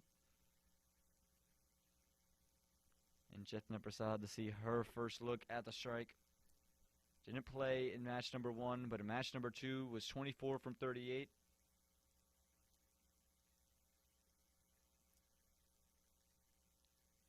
And you can see the aggression straight away as an inner edge will get just one run out to find leg. Someone who likes to hit the ball back down the ground. Swings big through the line. That'll bring Snigdha Paul back onto strike. For Holly Charles, I'd love to see her in that length that we saw Asani Vaghela at earlier today. Just that driving length, behind the batter, just to reach out.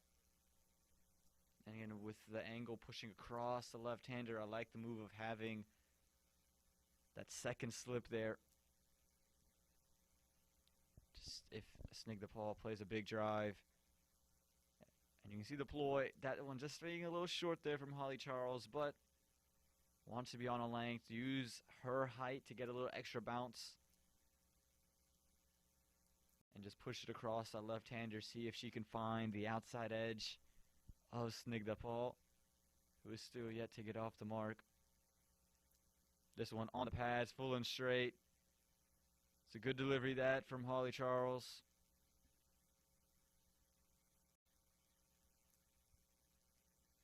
And just rushed on to Snigdha Paul.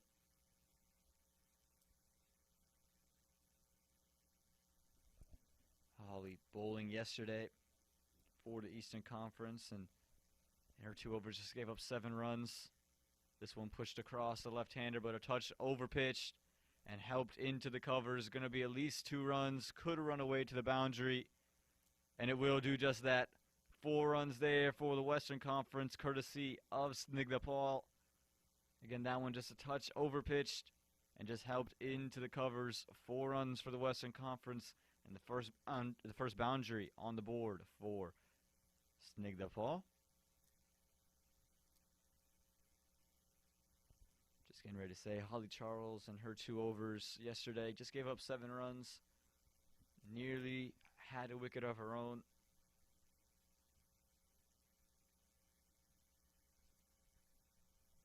And a boundary here early in her first over. This one just pushed into the covers. And again, this is the length that you want to be at if you're Holly Charles. Just ahead of a good... Again, that's where you can find those outside edges.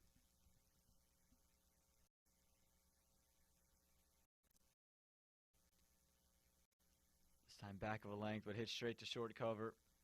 No run on offer. The Western Conference trying to put some runs on the board, though. A 5-run over that. 2 overs gone, 8 without loss.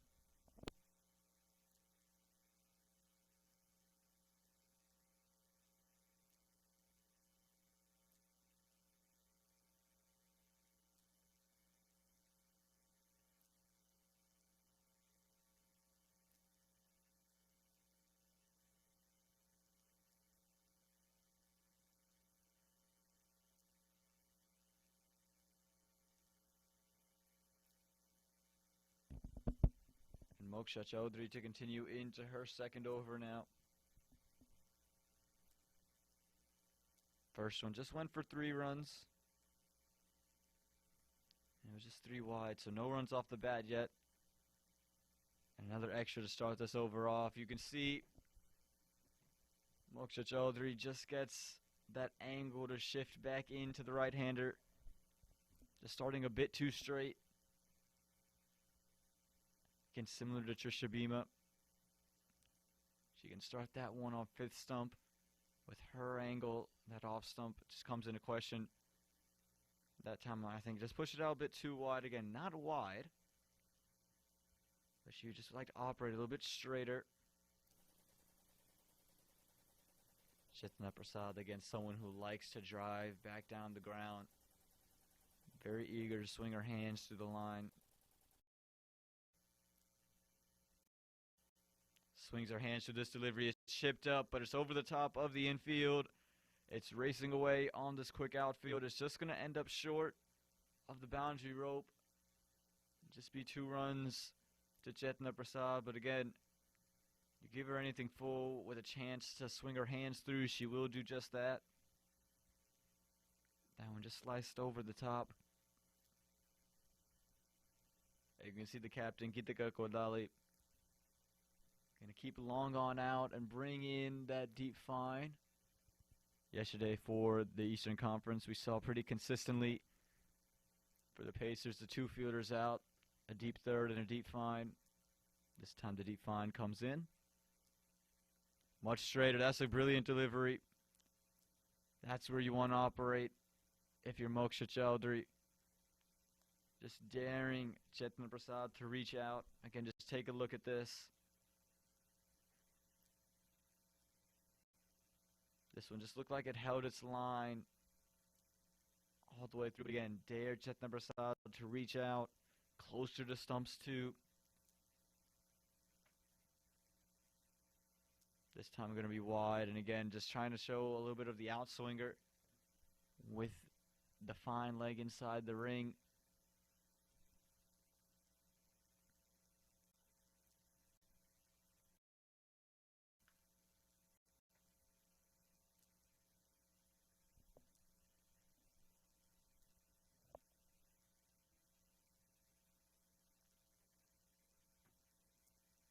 This one going to be another wide here for Chetna Prasad. Just struggle with the extras so far today. 3 in the first over, 3 so far in this over.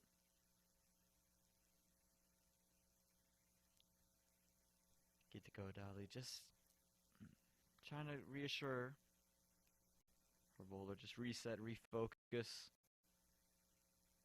And the Western Conference will take runs in any way they come. That one straighter and fuller. All Chetna Prasad could do was fine. Get the Kodali at short cover. Again, 99 needed for the Western Conference to get to 2-1 in this series. Go 1 down. The Eastern Conference wins this. They've clinched the cup. This one, it's a top edge. Who's going to find it? Will it find the hands? It won't. It'll fall short of any fielder. Looked like it was Bhumika Badiraju running in from long on. Had to make some ground, just couldn't get there. Again, long off outside. And it'll bring Snigdha Paul onto strike. It'll also bring back in mid-on, who is long off for, of course, Chetna Prasad. This one, the Yorker there, dug out by Snigdha Paul. Quick single here, and good running. The Western Conference knowing they need runs pretty consistently. 3 overs gone, 15 without loss.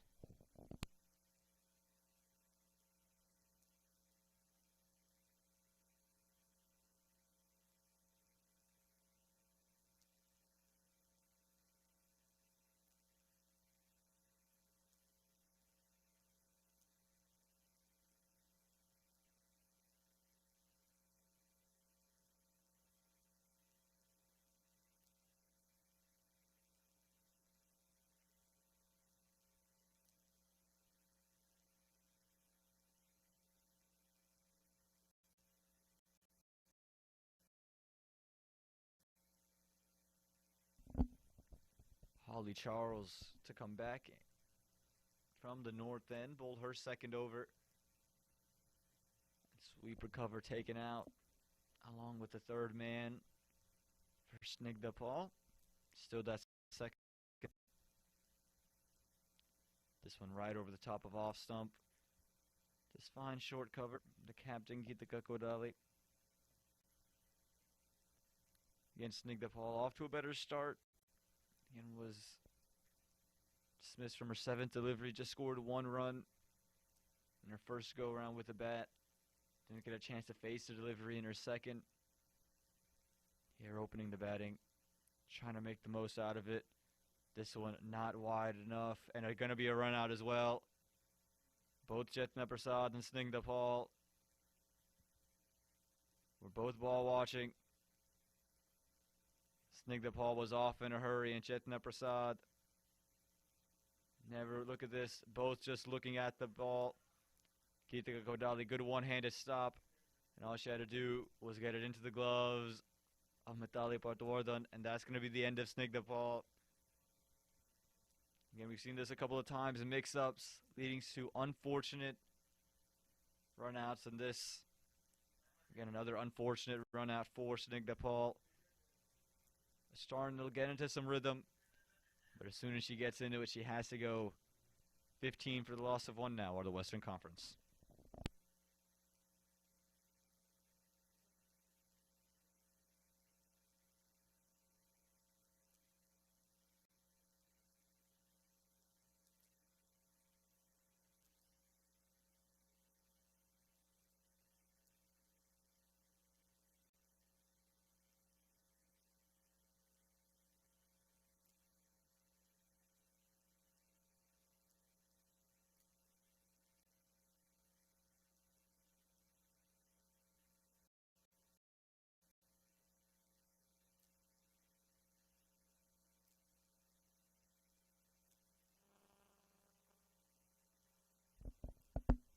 Bad wicket of Snigdha Paul brings out Sugita Chandeskar.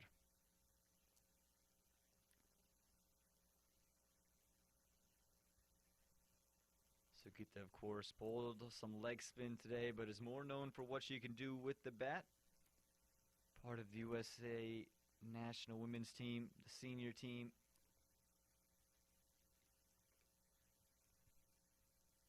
Scored 76 international runs spread across 7 innings for the USA.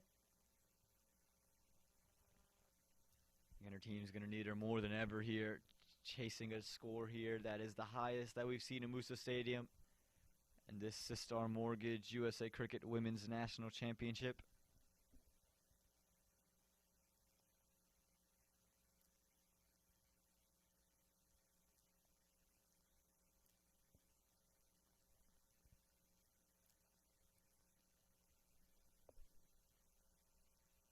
Holly Charles for the right-hander, a deep backward square and a deep third.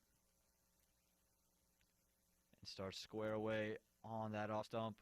It's a good length that from Holly Charles, just on a good length. Again, from her height, it's able to extract a little bit of extra bounce. And everything angling in on stumps just makes the batsman a little bit more wary.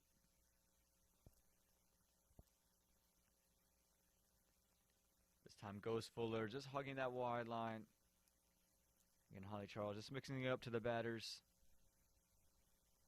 Not letting them really get a read on the line and the length she's going to want. It has that change-up delivery in her arsenal. A first slip now for the right-hander. This one angled all the way in, just touched too straight. Helped around the leg side, just going to be 1. And the first run's for Sugita. And we're bringing Chetna Prasad on strike for the final delivery of this 4th over. Again, this over saw the wicket of Snigdha Paul, the run outs. Again, both batters caught ball watching.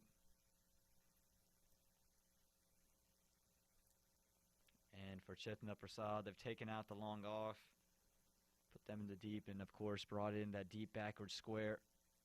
I mean, the Chetna likes to go down the ground. Tries to go down the ground, but gets the inside edge, and it's going to go into a vacant, deep mid-wicket region. Should be at least a couple of runs. It will be 2 runs to end the over. 4 overs gone, 18 for the loss of 1.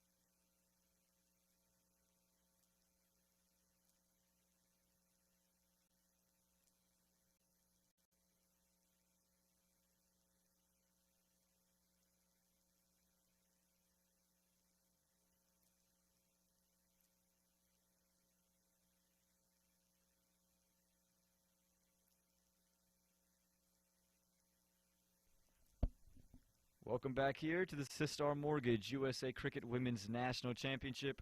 We're 4 overs deep in this second innings, 18 runs on the board with a loss of 1 wicket. As we see the insertion of Jessica Willenthagamiwa. And joining me in the comm box, we have a new face as well. The USA Cricket Board member, Director of Cricket Operations. It's Mr. Richard Doan. Thanks, Aman. I mean, I'm sure a few people are going to write in now that you've said board director, because I'm not. However, I am an employee of USA Cricket. Good to be here. It's great to be back in Moosa after having about 2 weeks or 3 weeks down here a month ago with the Cricket World Cup League 2 series. Yeah, I've just had an absolute rotter there in introducing my counterpart here in the box, and I do apologize for that. And again, nearly a sensational catch taken. Again, it just feels like we were here a couple of weeks ago for the League 2, and again back here for this Sistar Mortgage USA Cricket Women's National Championship. And it's been a good showing so far. And you got to present Aditi Chudasama with Player of the Match yesterday after the second match.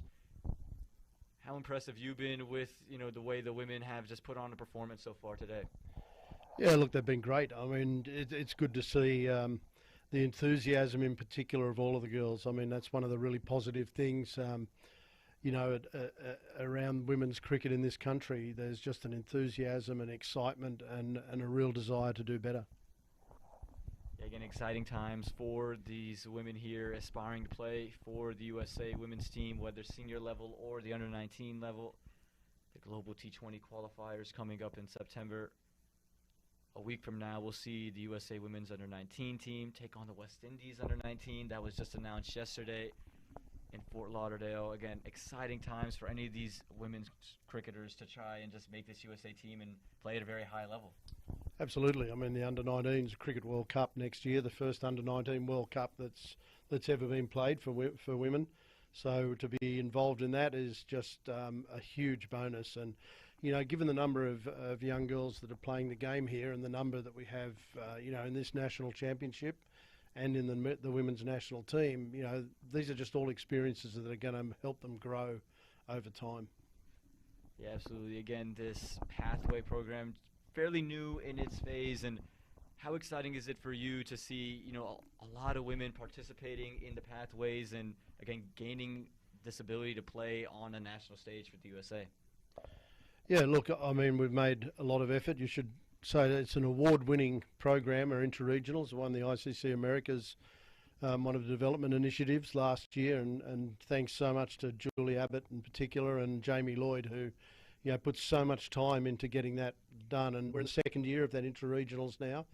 That led to the regionals that we've had last week here, and now onto these 2 teams playing in the nationals from East and West. And I think what's good to see here is there's always been an expectation that the West might win these games, but the East has done pretty well.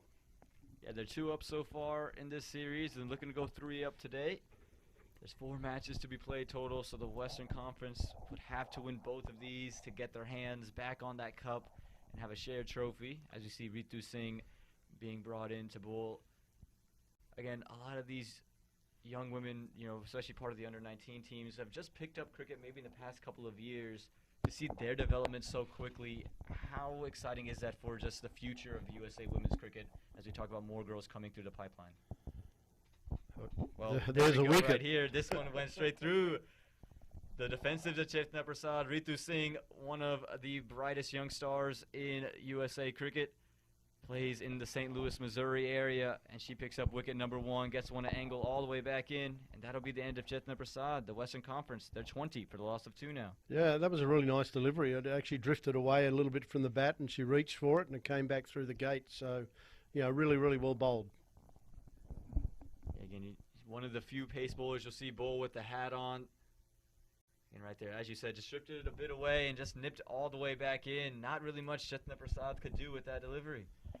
No, it was well bowled. So exactly how you'd expect. I think she's surprised by the amount that did off the pitch. But yeah, beautiful bowling, really good bowling.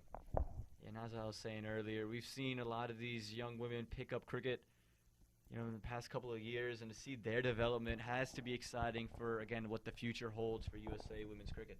I think what's interesting is the amount of what you might call natural talent that some of the younger girls show, and I think it's an interesting thing. A lot of players over the years have imitated people they've seen, and as the women's game's grown and you're seeing more international cricket, and they're seeing other, players from other countries and big tournaments like BBL and, in the 100 and these sorts of things, they watch that and they're imitating, and I think there's a big part that's had to play in the amount of talent and the way they go about their game. They're very natural at a lot of the time, so that's a positive. Yeah, speaking of homegrown talent, Ritu Singh with the ball, Mithali Partwardhan behind the stumps against Chetna Prasad, who was just dismissed, all born in the USA, grew up in USA academies, and picked up cricket from whether it was friends, it was siblings, maybe siblings' friends and things of that nature. And now they're here playing in the women's nationals. Again, it's just a great sight to see how the game has expanded. And it's Priti Iyengar coming into bat. And nearly chops one on straight away. Again, Ritu Singh has been right on the money straight away. Yeah, look, I mean, that was almost an identical delivery to the last one. It probably didn't do quite as much off the pitch, but really well bowled to back up that great delivery.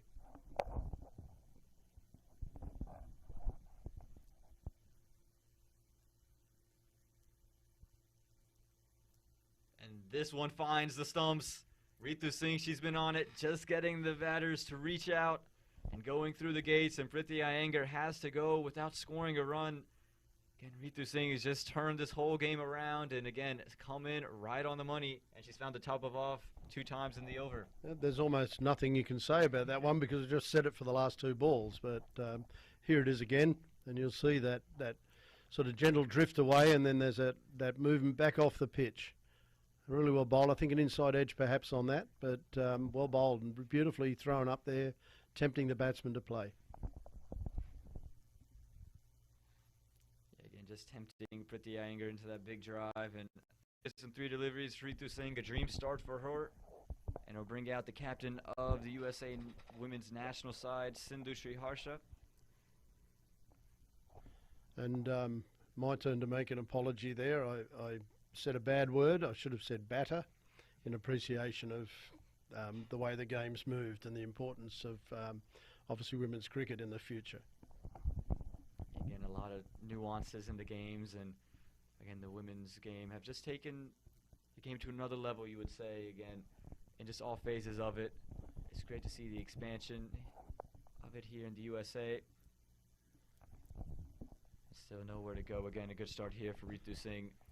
Again, exciting times for USA Cricket. Just announced a zonal plan for the youth, and I'm sure many of these young women, part of the under-19 setup for the USA, will also play there and look to make their mark on it. Again, exciting times for the future of USA Cricket. Yeah, I mean, it's really important that we set up the pathways, as we were saying before. There's been a lot on our plate over the last sort of year or so. A lot of things to do, but we're very, very conscious that engaging with the community and providing cricket at that next level down in a structured fashion is a critical part of what we need to do. The community are the most important people to us at the end of the day. They'll be the fans, they're the players coming through, they're the parents who have the kids who play. It's such an important part to have that structure in early in the player's career. And that'll do it for 6 overs. The power play ends, and again, the Western Conference looked well in front, but Ritu Singh just reels things back. It's 22 for the loss of 3 after 6.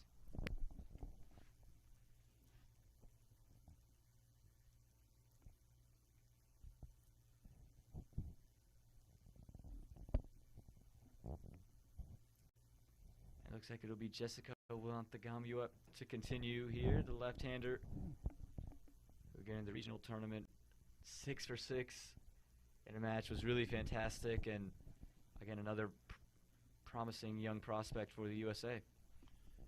Yeah, once again, I mean, it does get a bit repetitive talking about promising prospects, but they certainly are. I mean, there's this explosion. I expect as the girls play in an under-19 World Cup next year, we're going to see a 2023 where there's a lot more registrations for inter-regionals and a lot more girls being interested in the game. Yeah, you just spoke about That Under-19 World Cup you mentioned earlier is the first of that tournament for the women. Again, exciting times, and again, the USA having qualified for that tournament. How big is it for, in the mindset of the employees of USA Cricket, to do whatever you can to prepare these women to play in that Under-19 World Cup? Yeah, I mean, one of the key things we've done this time around is obviously Shiv Chandapal has come in as head coach. He's head coach of the women's program, so his role is to oversee both the senior team and the under-19s, and that's I think gives you an idea of the importance we place on this under-19 team at the moment. Again, the insertion of Shivnarine Chanderpaul, so much experience he has, so much cricket he's played for the West Indies. How do you think that kind of trickles over into, not only the senior level, but the under-19 level of this USA women's program, and just takes them to that next phase of their game? Yeah, I don't know that it's such a trickle. I mean, the thing is we've got 7 or 8 girls in the senior team, so, they're going to get the benefit of Shiv's, experience and coaching prowess, at both levels. And that was an important part of the decision that we took in saying, well, look, I think it's time to have that person lead both programs. There's a consistency of the way the coaching philosophy's through. There's a consistency of the messages they're getting, and a challenge is to, I think, in all honesty, talking to Shiv over the last couple of days, that we want to present this side as a physical side as well, an athletic side, because there's a huge part of that with the young girls who, have that excitement and they've got pace around the field, is to keep enhancing that so that what we present is a picture of an athletic, strong, young USA cricket women's team who can take the game forward.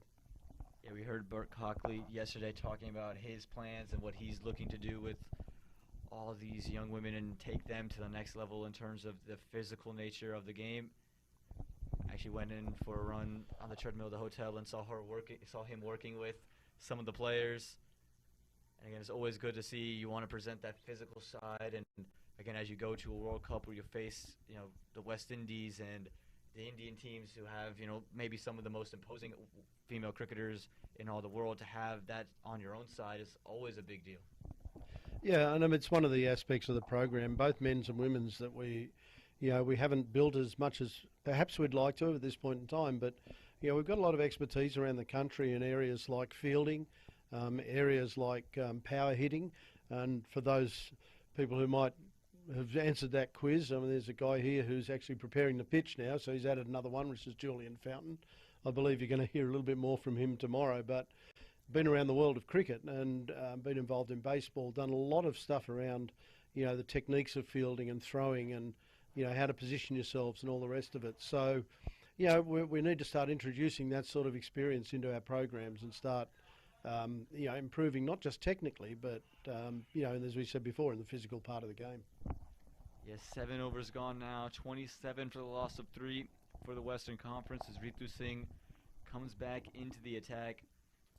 Again, we've seen some pretty good, solid fielding already from these women. And again, it's promising signs for as we head towards the Global T20 qualifier and that Under-19 World Cup in January, with the way the fielding's already presenting itself. Yeah, I mean, there were a couple of great throws yesterday. I think one was from maybe Disha Dhingra, who created a run out. I hope I've got that right, but it was down to the far end and it was a very, very strong throw.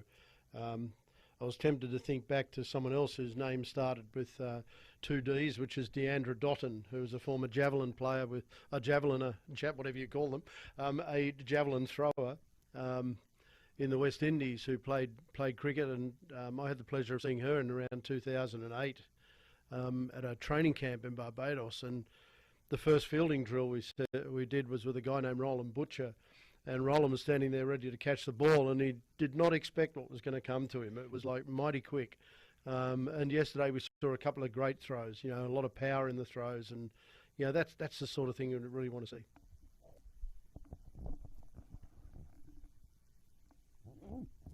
This one's worked into the leg side for a single. And then with power hitting, again, we saw a big shot from Ritu Singh into the leg side. And then Snigdha Paul, who hasn't really clicked, showed one shot through the covers today.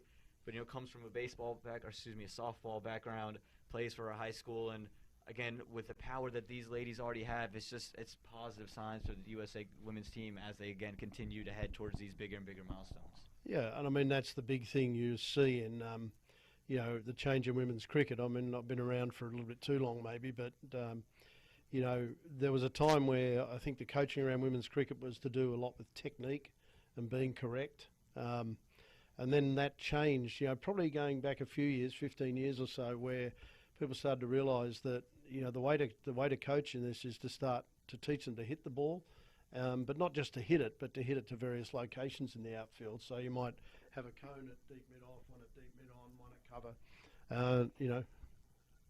and off you go. Try to hit those spots.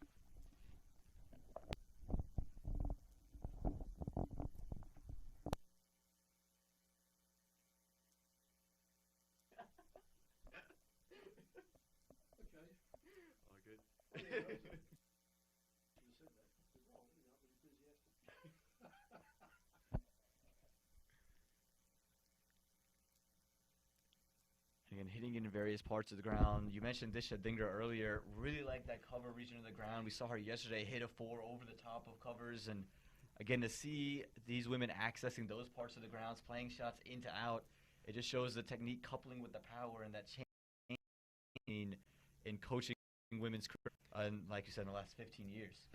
Yeah, I mean, obviously there's room to go, but as you say, hitting the ball over cover with power and in the air is not the easiest thing to do. There's a lot of players who like to play leg side, so to see them opening up those different areas of the field, particularly in terms of how the opposition are playing against you and what they understand you can do, that's a great skill to have. Yeah, absolutely, and that'll do it. 8 overs gone, 31 for the loss of 3, and I'm going to bid farewell to Mr. Richard Doan. Thank you so much for spending some time with me in the box, and don't be a stranger. You can always come back in and chat it up. Aman, it's been a pleasure, and I think we only made, 4 or 5 little errors along there, particularly the one with me trying to point the microphone at the fielding position, so thanks very much. Absolutely, always great to hear from Richard Doan. 8 overs gone, 31 for the loss of 3.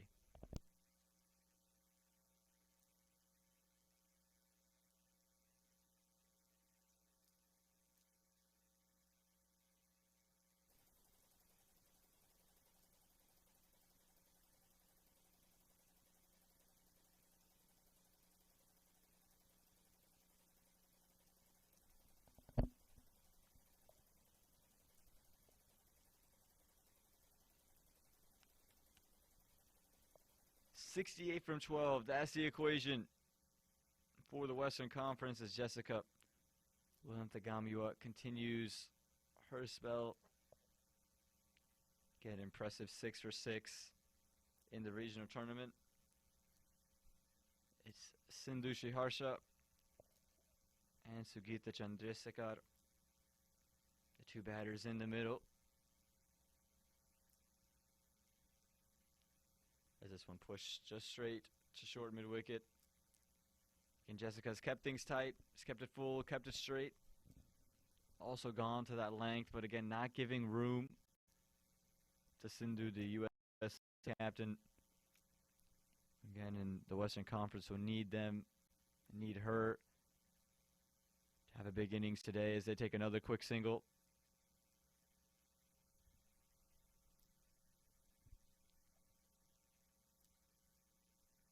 And Ritu Singh just kind of brought some life into this Eastern Conference side. Again, it was kind of evenly poised. And then she comes in, takes 2 wickets of her own after that initial run out of Snigdha Paul.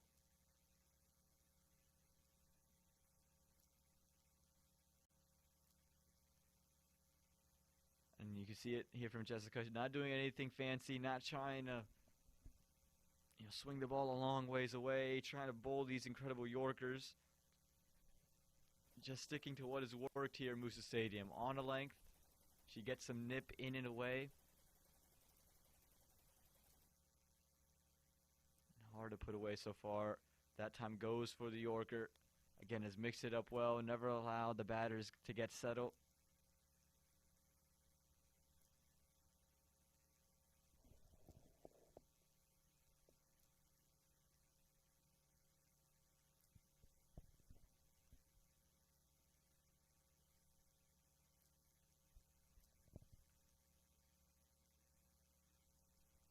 This one is taken back down the ground. Just a couple of bounces to mid-on.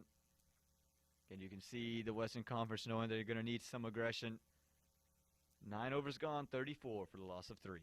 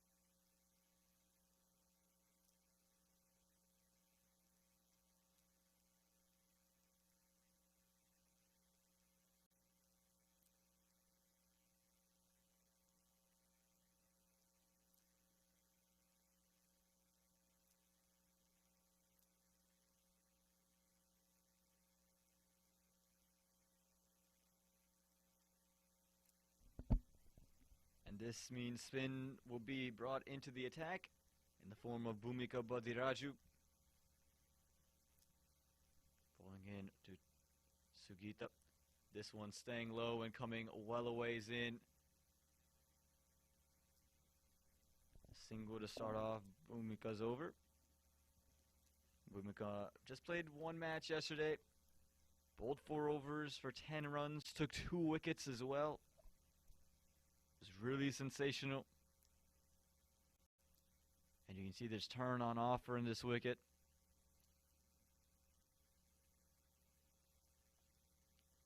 This one just pushed back to Bhumika.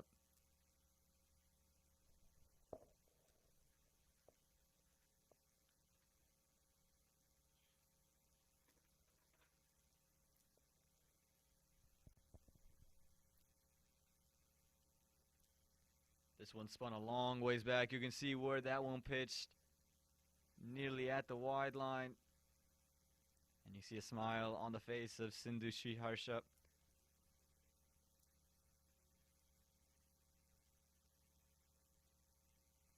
Just knowing how much that has spun. Again, that one's spinning a long ways as well. It's pulled into the leg side. Deep mid wicket comes around. Just keeps it to 1. Good work there from deep mid wicket. Again, going to be a busy area. I believe it's Disha Dhingra who's out there. But the way the ball is turning, you could expect both of these batters to look to pull and pull hard. And you can see Sugita standing just outside that off stump. This one flighted all the way up. It's chipped up into the air. And the simplest of catches for Geetika Kodali. You can see it's almost not even joy on the face of Bhumika, but more just relieved that that one fell into the hands and some celebrations going on. You just take a look at this here from Bhumika. Lofted up and just spun a touch, and Sugita knew it straight away. Just hits a little high off the bat, put it straight up into the air, and the 4th wicket goes 36 for the loss of 4.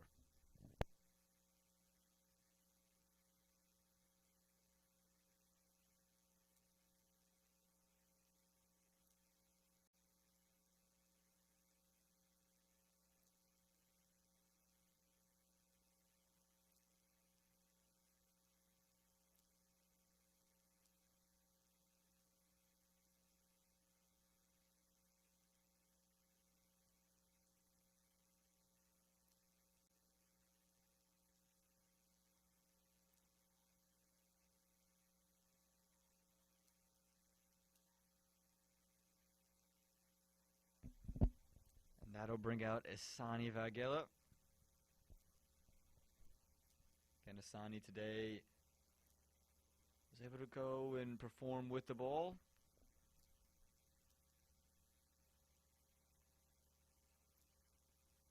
Bowling 1 over just for 5 runs. In a situation now where a team needs her, as this one's pushed a short cover. A little bit of a misfield, but no run on offer.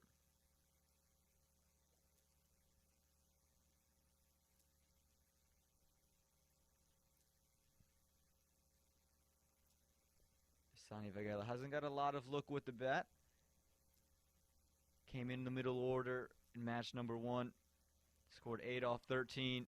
And at the halfway stage of this match, the score reached 36 for the loss of 4.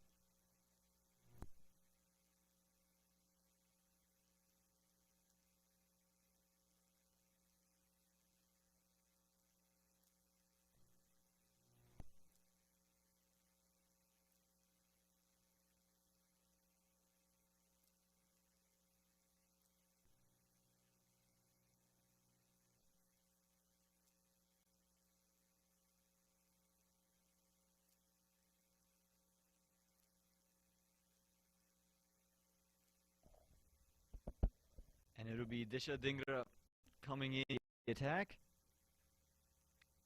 Again, scoring the winning runs for the Eastern Conference yesterday. Going to look to deliver some of these final blows. And we'll love this wicket of Sindhushi Harsha. Digs it in short. It's pushed out into the offside. Could be a couple of runs. Could be a 4 as well. And it looks like it will be. It was short. It was wide. It was there to hit. A welcome delivery for Sindhu Saharsha. Puts it all the way to the boundary. The Western Conference will mean more where that came from. 59 needed from 59 deliveries. It's a run ball. Fairly similar to what we saw yesterday. Run ball comes down to the final delivery.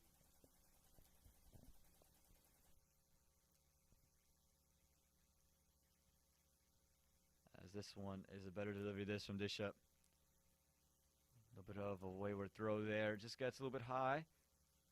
But again, for Disha Dhingra, you see the angle in. When she gets it full near stumps, it's hard to put away. Think about what we saw earlier from Suhani Tadani, Snigdha Paul. Even Ritu Singh. Just like that. Pushes it into covers. This is going to be one. Again, a risky one at that. And Sani Vagela loses her bat in the wicket on the way through.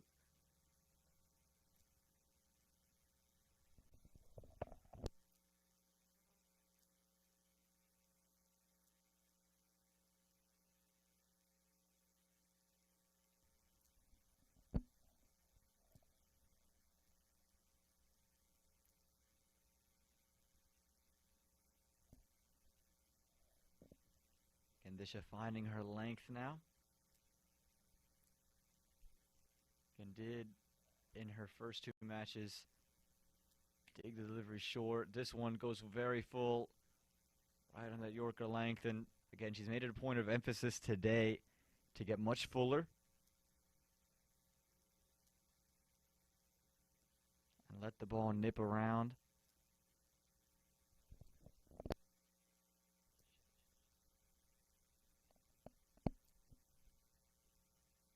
As this one is pushed brilliantly through covers. That's a good shot there for Mishani Vagela. It's just going to cross that boundary rope. Again, had been bowling full here. This time gets on the bat of Asani Vagela. A little bit of width on offer. And she pushes this through extra cover. It's a brilliant shot, the extra cover drive. And 2 boundaries in the over now. This time off the bat of Asani Vagela. Getting in on the action.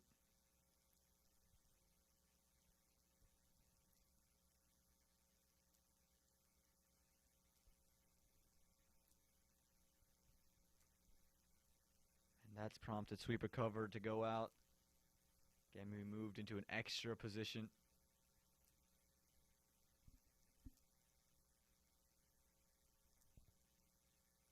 This time it's dug in short, it's pulled. Gonna find Ritu Singh there, short mid wicket. I go over this for the Western Conference. 9 runs coming from it, 11 overs gone, 45 for the loss of 4.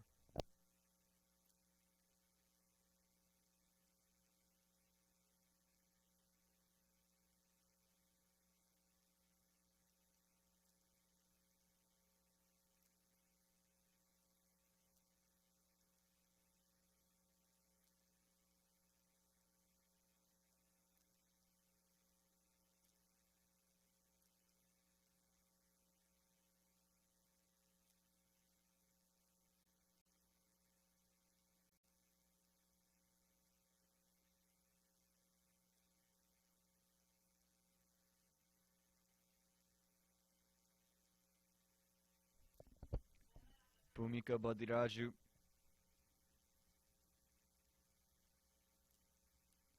Back into the attack. Continuing, took a wicket.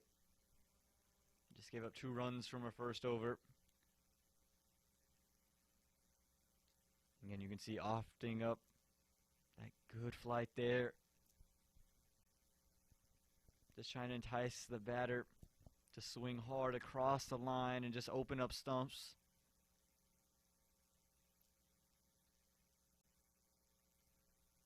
Sindhu Shaharsa there, just playing with the straight bat. Again, important to hold your shape, especially against a bowler who's just going to opt you and try to get you to sweep. This one is cut through the offside. We're going to be straight to cover. And again, quick running here from the Western Conference. Asani Vagela getting 2 strikers in safely.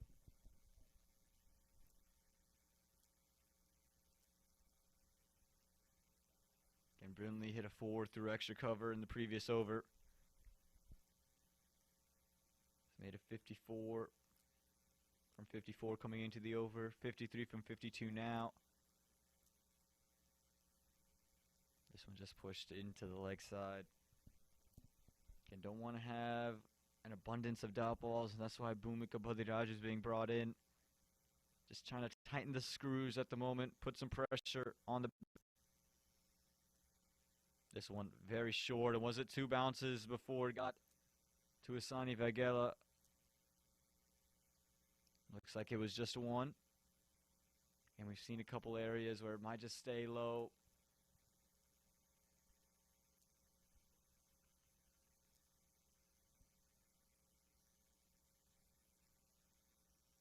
This one flighted up again and just worked into the offside. This time not interested in that quick single. Again, Bhumika's bowled well. She's understood when to flight it. Let's try to change up with keeping some deliveries a little bit flatter. We'll see if she goes a little bit of a flatter one here. This one pulled into the leg side, but straight to Lisa Ramjit there. Short mid-wicket. That's sharp fielding. Struck firmly off the bat of the Western Conference captain. And it's 2 dots to end the over. 12 overs gone. 47 for the loss of 4.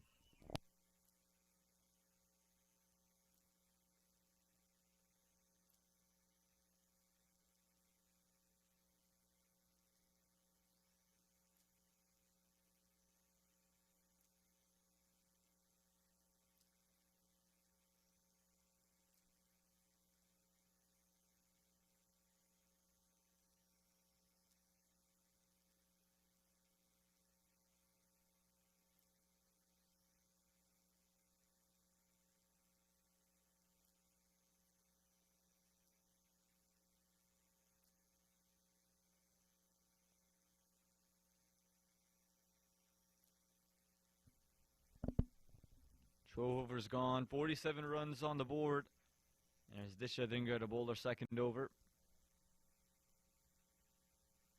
As this one's going to find a little outer part of the bat as it's run down to third man.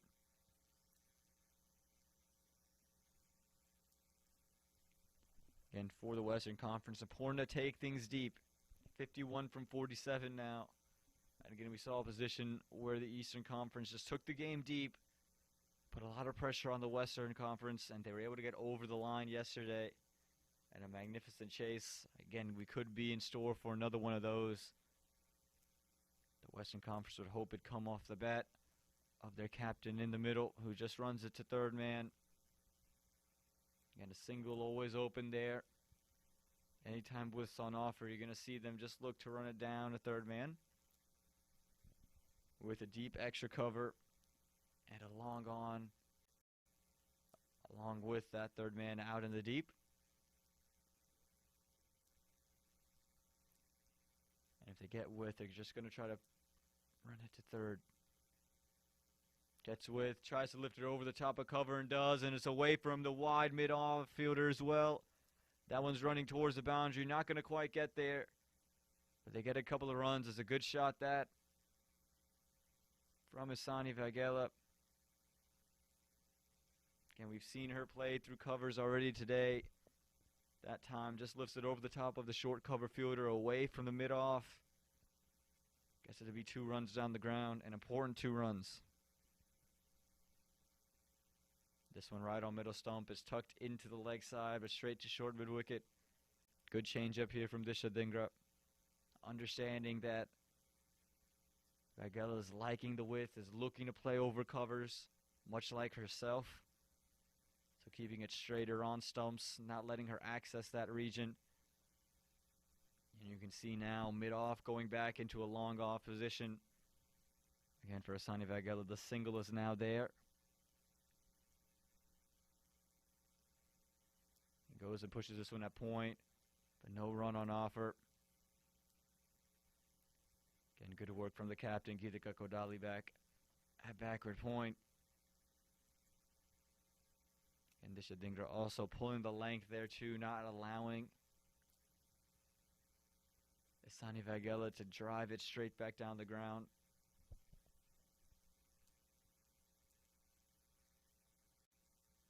This time it's a beautiful shot over cover. Hasn't quite got all of it.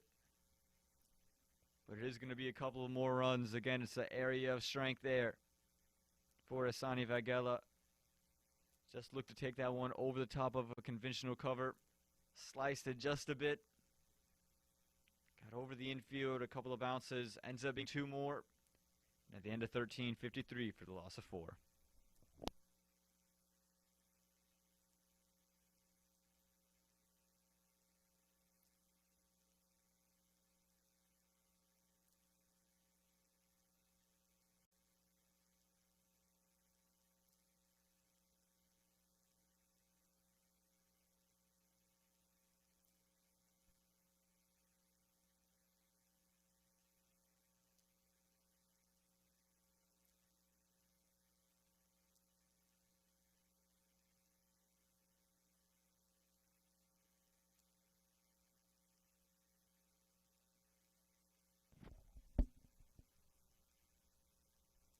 Bhumika Badiraju continuing. And Sindhu Sriharsha gets this one between backward point. They're going to come back for 2. Need some quick running. Throw high, and it's going to allow Sindhu to get back for 2. It was a risky 2 runs there. And that throw maybe over top of the stumps. Could have been cause for concern for the Western Conference. But Sindhu Sriharsha gets back. Again, they understand the situation. It's 44 from 41. They know they need to find a run every delivery. 2s when they can take them.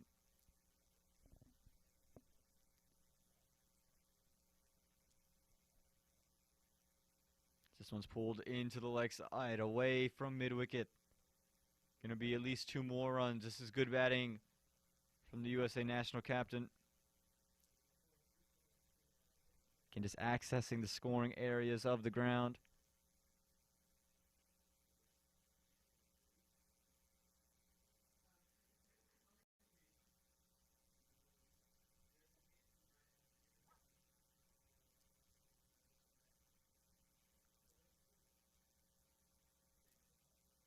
This one lofted all the way up and gets the inner part of the bat. Again, Bhumika's been getting good spin. That one just turning on Sindushi Harsha.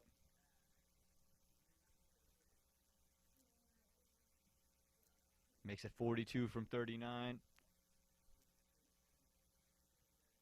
Again, flighted up and left alone.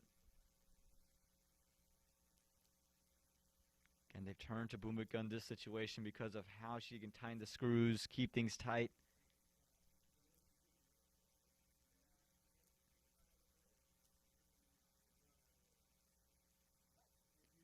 And again, left alone. Sindhu just thinking it's going to be wide. There's turn on offer for the spinners. We saw it from Sai Uni earlier today. And it's continuing here with Bhumika Badiraju. Last delivery here of the 14th over. Much straighter. It's pushed into the offside. Straight to long off. And it'll just be one to end the over. So after 4 off the first 2, ends up being a 5-run over. A good over this for the Eastern Conference. It's 41 from the final 36.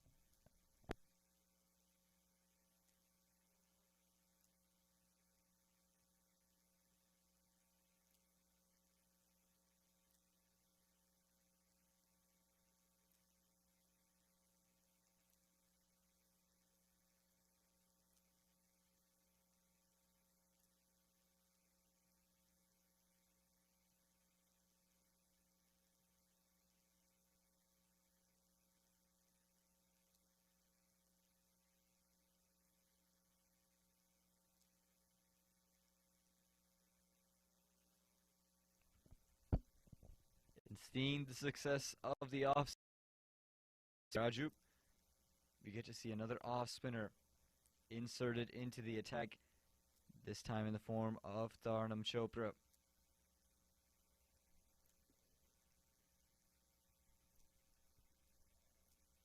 Dharnam yesterday, 4 overs, 19 runs and a wicket.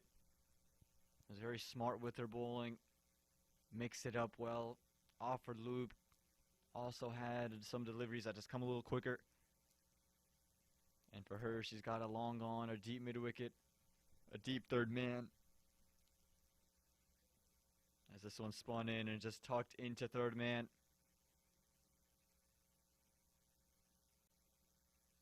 They're going to go ahead and get one. Asani Vagela on to strike. But again, a lot of turn on offer.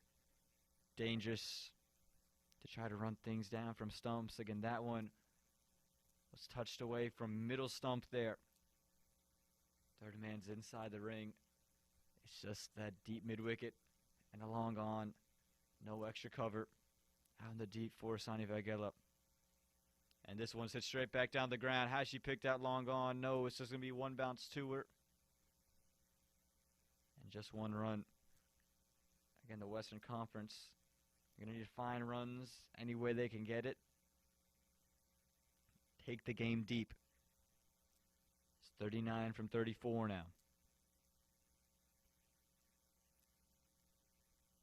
And at some point, you know, if you're the Western Conference, you need a boundary. You need some twos to come in succession. But gotta get singles between those deliveries. This time spinning in and just touched to third man inside the ring. Again, that third man fielder, you can see not back on the circle. It's a single saving short third. Gonna force Sindushi Harsha to access another part of the ground.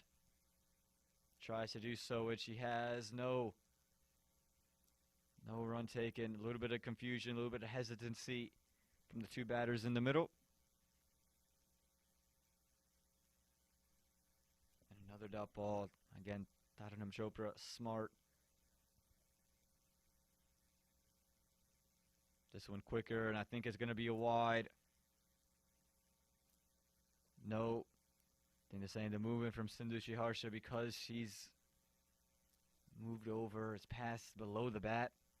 And if you take a look at this, she reaches out.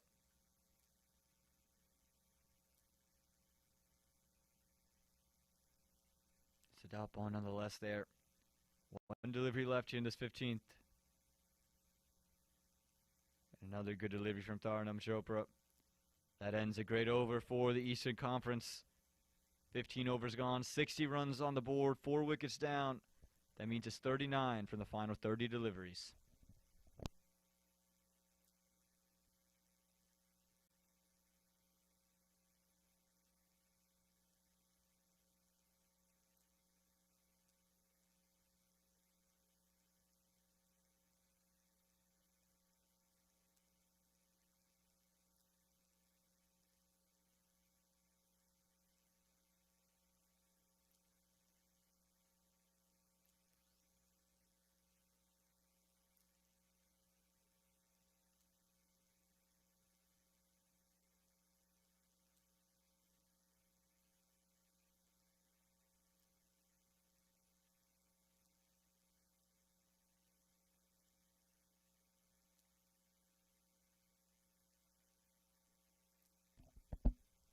It's Ritu Singh who's coming back into bowl, and again, whilst we were talking to Richard Doan,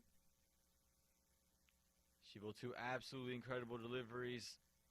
This one doesn't quite go as planned, and good work out there in the deep. There's going to be 2 runs there for Sindhu Harsha. Again, just a touch short there. And Sindhu just using the angle, and you can see Geetika Kodali just changing things up, bringing in that deep cover fielder and sending out her deep backward square. Again with the angle that Ritu Singh creates back into the right-hander. Sindhu Harsha looking to access the leg side. This time goes over the offside, just over the outstretched hand of Geetika Kodali, and it's going to be 2 more runs. Playing with the field now, Sindhu Harsha. As soon as that fielder taken out from the deep on the offside, looks to go over the top of the inner ring. Geetika Kodali nearly getting a hand to that one at short cover.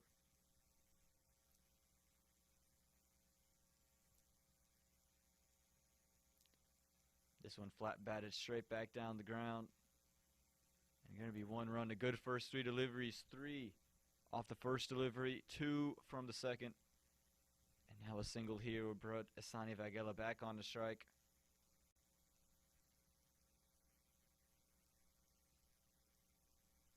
Getting a good start here for the Western Conference. Understanding as the game gets closer, they're going to need more and more of these double-digit overs.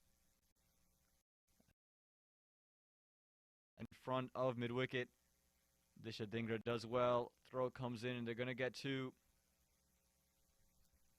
Again, it's good batting this. Using this as the over to take advantage of here. The Western Conference. Already 8 runs from the first 4 deliveries. 31 from 26. Again, Asani Vagela showing off her prowess with the bat as well. There's no deep cover fielders for her. This one's short and pushed straight back. And again, had she just waited for it, could have been a second bounce. Could have been a no ball. We saw that in the first innings. Like I said, it's a valuable dot ball for the Eastern Conference. Again, as the game goes deeper, anything can happen. This one looped all the way up and pushed into the offside. Quick single.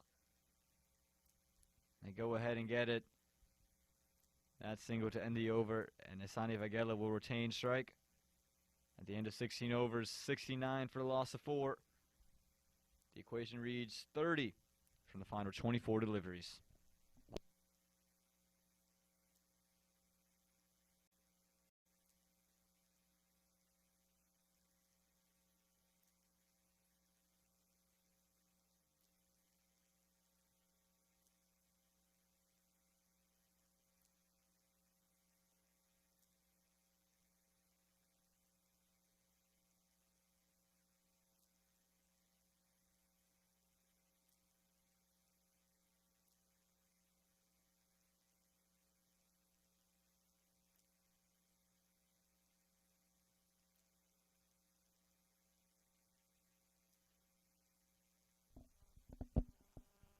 Dharnam Chopra will continue in this 17th over. Just gave up 2 runs from her first over.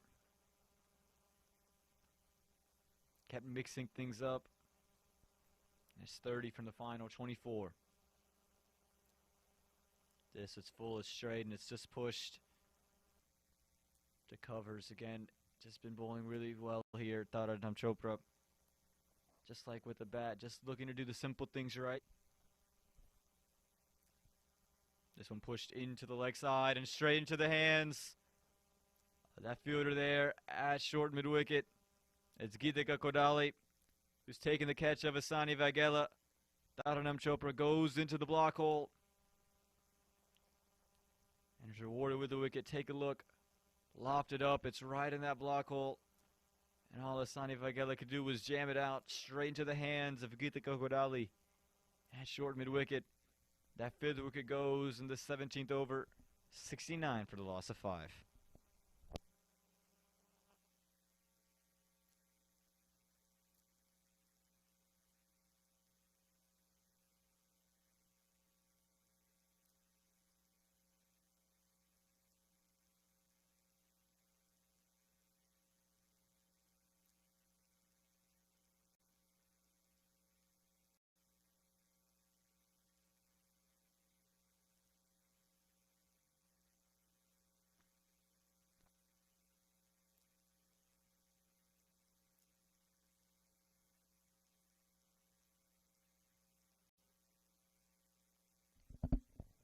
So that wicket of Asani Vaghela will bring out Anika Kolan.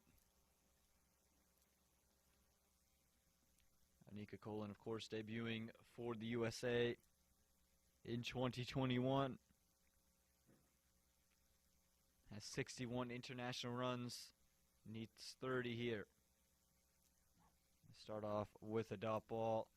Again, Dharnam Chopra just doing all the little things right. Keeps mixing it up, not gifting the batters anything.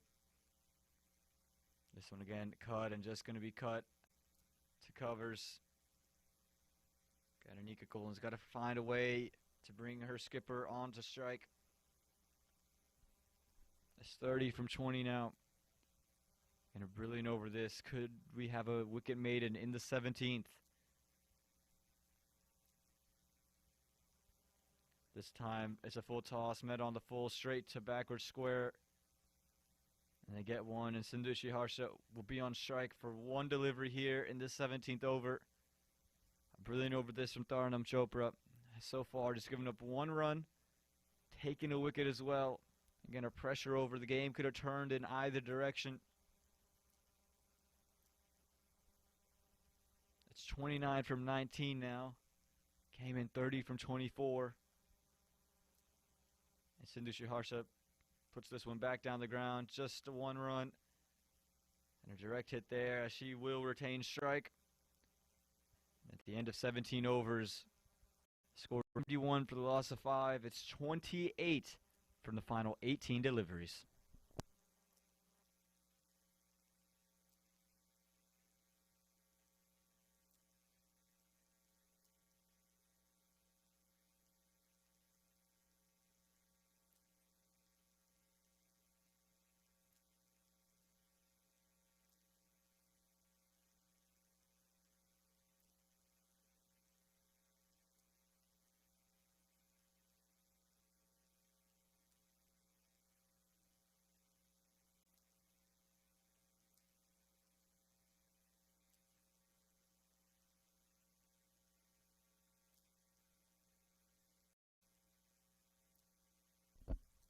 And look at this shot here to start off this.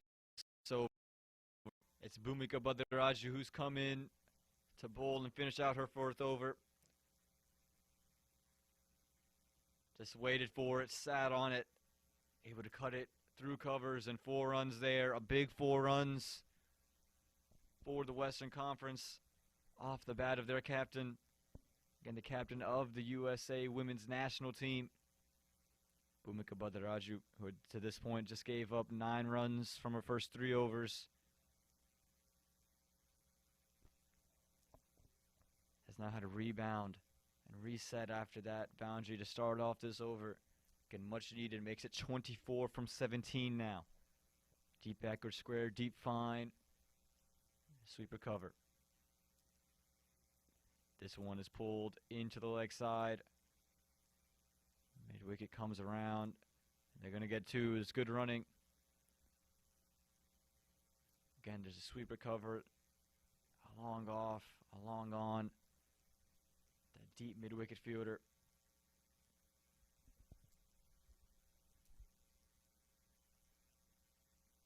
And Sindhu Harsha knows this is her time. Her team is going to need her to do the bulk of the run scoring. Again, waits forward and disguises this one a short third. Quick single taken. A direct hit there from third man, but it's going to allow another run to be taken. Again, no chance that Sindhu Harsha was going to be run out off the initial throw. That throw coming in from Ritu Singh at third man. Again, a direct hit at the base of the stumps, but it just ricochets over to mid-off and allows Sindhu Harsha to get back on strike. 2 more runs on the board for the Western Conference. Are we in store for another last ball finish here at Moosa Stadium? This one flighted up and it's hit straight back down the ground, but it's just going to find the fielder. Standing there at 45 at long gone, Sindhu Harsha. It's been a good innings for her. She's led from the front, 31 from 29. 39. Looking to take it right back down the ground. But all she could do was find the toe end of the bat. And find the fielder standing there at long gone. Again, the simplest of catches and a big moment here in the match. Again, it just slowly felt like the Western Conference was starting to inch ahead. 79 for the loss of 6 now.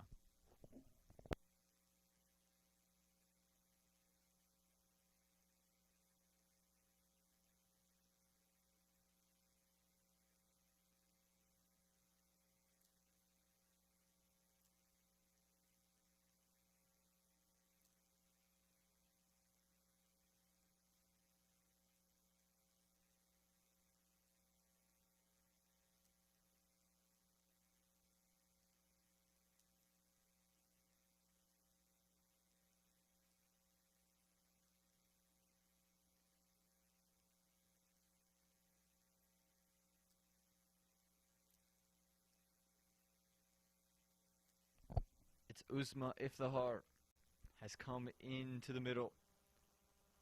The USA Women's National player. She'll be at the non-strikers end. It's Anika Golan on strike.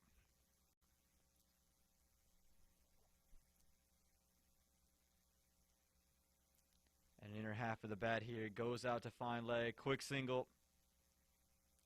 And we'll bring Usma Iftihar on to strike with the equation being simple, 19 from 13 deliveries. Again, gonna need some boundaries here. The Eastern Conference yesterday in a similar spot. Desha he would hit some boundaries, get some runs away. Can Usma Iftihar do something similar? Get some runs on the board, get those boundaries on the board. 1 delivery left in this 18th over. Bhumika Bhadraju picked up her second wicket in it. And the pull shot comes out. She moved it away from backward square inside the circle. Deep mid wicket gets there. They're pushing for 2. Chance of a run out. Throw was a touch high and unable to be collected by the wicketkeeper. And even if she had collected it, felt like as if she was stranded in the middle of the pitch. 82 runs on the board, 18 overs gone. In simple terms, it's 17 from the loss of 12.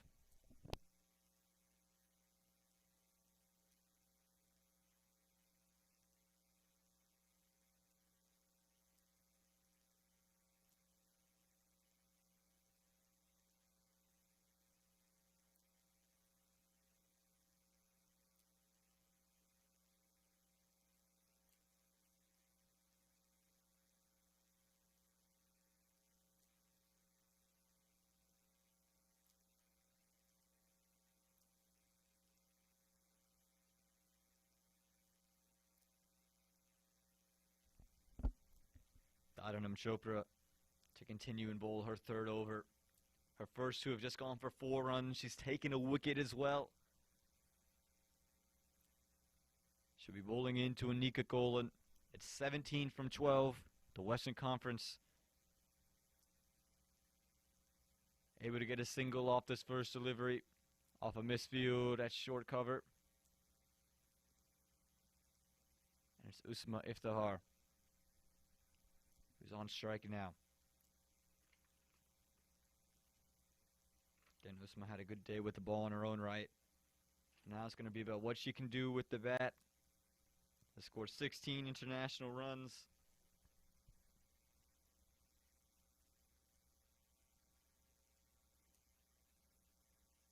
Only scored 3 runs in match 1. But this time she's pulled it into the leg side. Going to be a couple of bounces. Out to Jessica Wulanthagamua. Out in the deep in just 1 run. And again, if you are the Eastern Conference, you will take that. As long as there's no boundaries, 2s or 3s. You feel comfortable with 1s. And if you're the Western Conference, you want to take the game deep. Give yourself an opportunity to win it at the very end. Score singles off every delivery. There's a wide, a gift. Just pushed out there from Dharnam Chopra. Just try to get a little bit quicker with that one. Try to bowl the arm ball as well.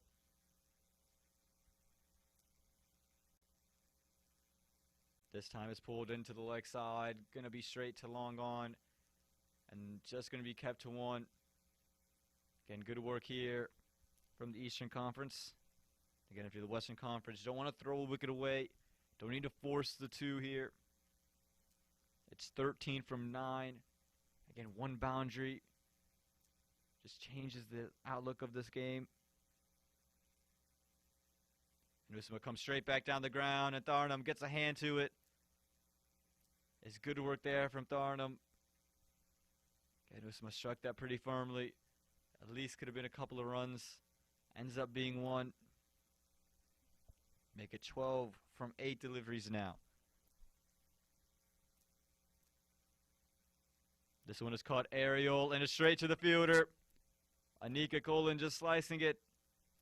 She was looking just to maneuver it, and it just bounced a little bit extra. And just sliced up and cover. Swallows it whole. Take a look here. Just bounces a little bit more on Anika Golan. And the simplest of catches there at cover. The second wicket for Dharnam Chopra.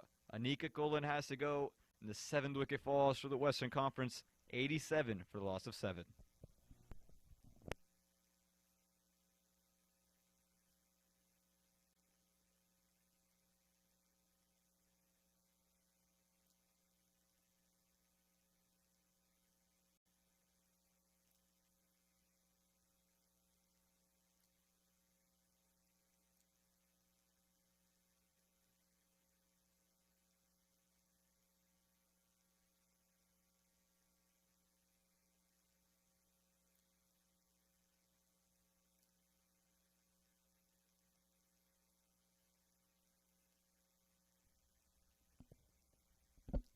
And this will bring out Trisha Bhima.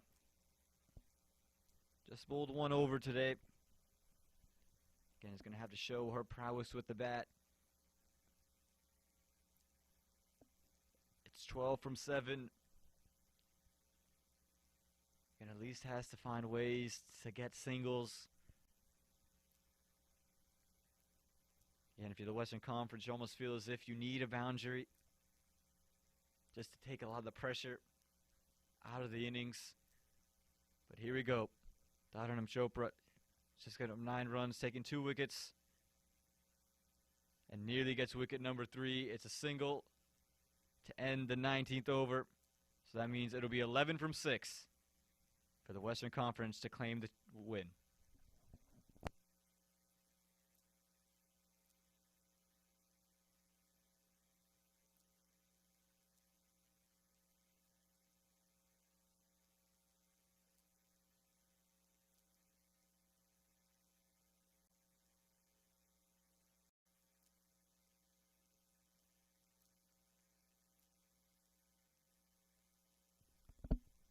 And they're going to turn to Ritu Singh here. and it's almost staggering. The chart here, the worm chart, between these two sides, the past couple of overs have turned absolutely identical. Apart from wickets falling, the runs flowing at the same rate. And a good start this for Ritu Singh. It's 11 from 5 now with that initial dot ball to Tushabima. Again, just coaxing Tushabima into playing that drive. And Ritu Singh just has to keep everything on that off stump. This time it's outside the off stump. It's off into the leg side. It's going to be at least 2 runs. And 2 runs indeed. Dushabima just taking a wipe at it. Got it to land safely on the leg side. They'll pick up 2. It's 9 from 4. Again, they need 2 runs every delivery to level the scores.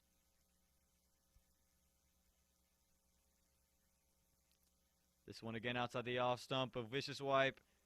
And a swing and a miss there for Tushabima, trying to do something similar. And send it over that short mid-wicket fielder. But Ritu Singh again just slowing things down, keeping it wide outside the off stump. She had a great performance here, Ritu Singh. 2 wickets off deliveries that were nearly identical.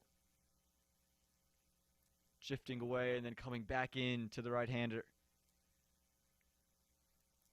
Tushabima swing and a miss, and she's opened up the stumps.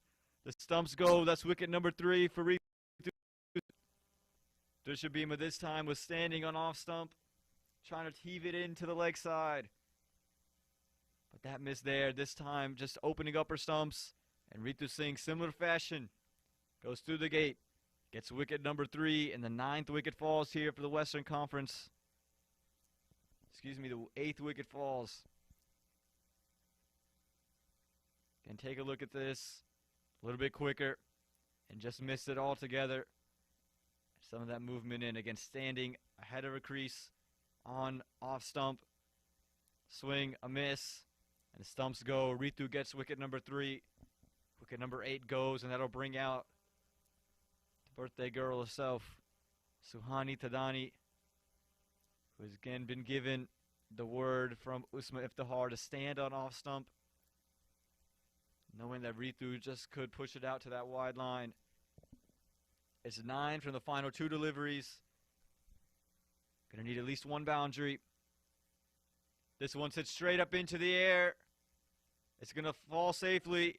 Just a couple of bounces out to long gone. They're gonna get 2. And if Suhani Tadani left that one alone, could have possibly been a wide. Again, would have been a tight call. Always risky to leave deliveries in the final over. And so this means 6 is needed to level the scores. It's 7 from the final delivery.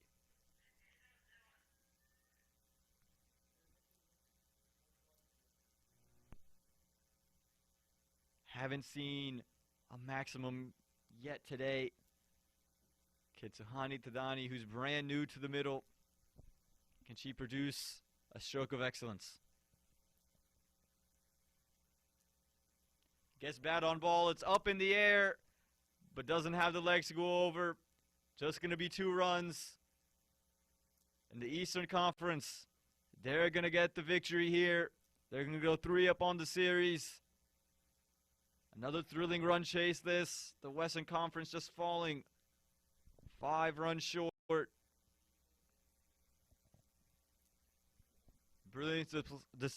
A brilliant display from both sides. Again, the Eastern Conference have now clinched the cup, and it's all smiles for them. High fives all around. If we take a look at the batting scorecard, Snigdha Paul was 5 off of 14 before her and Chetna Prasad got caught ball watching. Both stranded at the same end. Chetna Prasad was 6 off of 8 before Ritu Singh gets through her.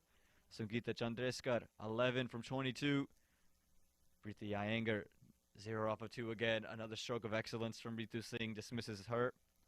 Sindushi Harsha 31 from 39 before Bhumika Badiraju gets that wicket. Again, probably none bigger than that wicket there. Isani Vagela 17 from 18. Anika Colin 4 from 7. And Usma Iftihar 4 from 3, not out. Trisha Bhima was 3 off of 5. And Sohani Tadani 4 off of 2, not out. Needed to find one boundary. Couldn't do it. With the ball, Moksha Chaudhary got things going. 2 overs, 10 runs for her. Holly Charles, 2 overs, 8 runs. Jessica Willantagamiwa, 3 overs, 10 runs. Ritu Singh, 4 overs, 21 runs and 3 wickets. Bhumika Badiraju, 4 overs, 20 runs and 2 wickets. Disha Dhingra had 2 overs for just 15 runs. And Dharnam Chopra, 3 overs, 10 runs and 2 wickets to her name. And the Eastern Conference, they get another win here. Again, they'll win by 5 runs. A big-time victory for the Eastern Conference as they clinch this Sistar Mortgage USA Cricket Women's National Championship. Again, we're streaming live from Moosa Stadium, courtesy of our streaming sponsor, Smart Choice Houston. We want to thank all of you for watching all throughout the day. We have one more match here tomorrow. Again, a 3-up lead for the Eastern Conference. They've clinched it. We got one more. They're looking for the whitewash. Come back tomorrow in the morning. We'll start at 10 a.m. Again, we appreciate you guys for getting throughout the day, checking out this stream. We want to thank Smart Choice Houston for their efforts of making this stream possible.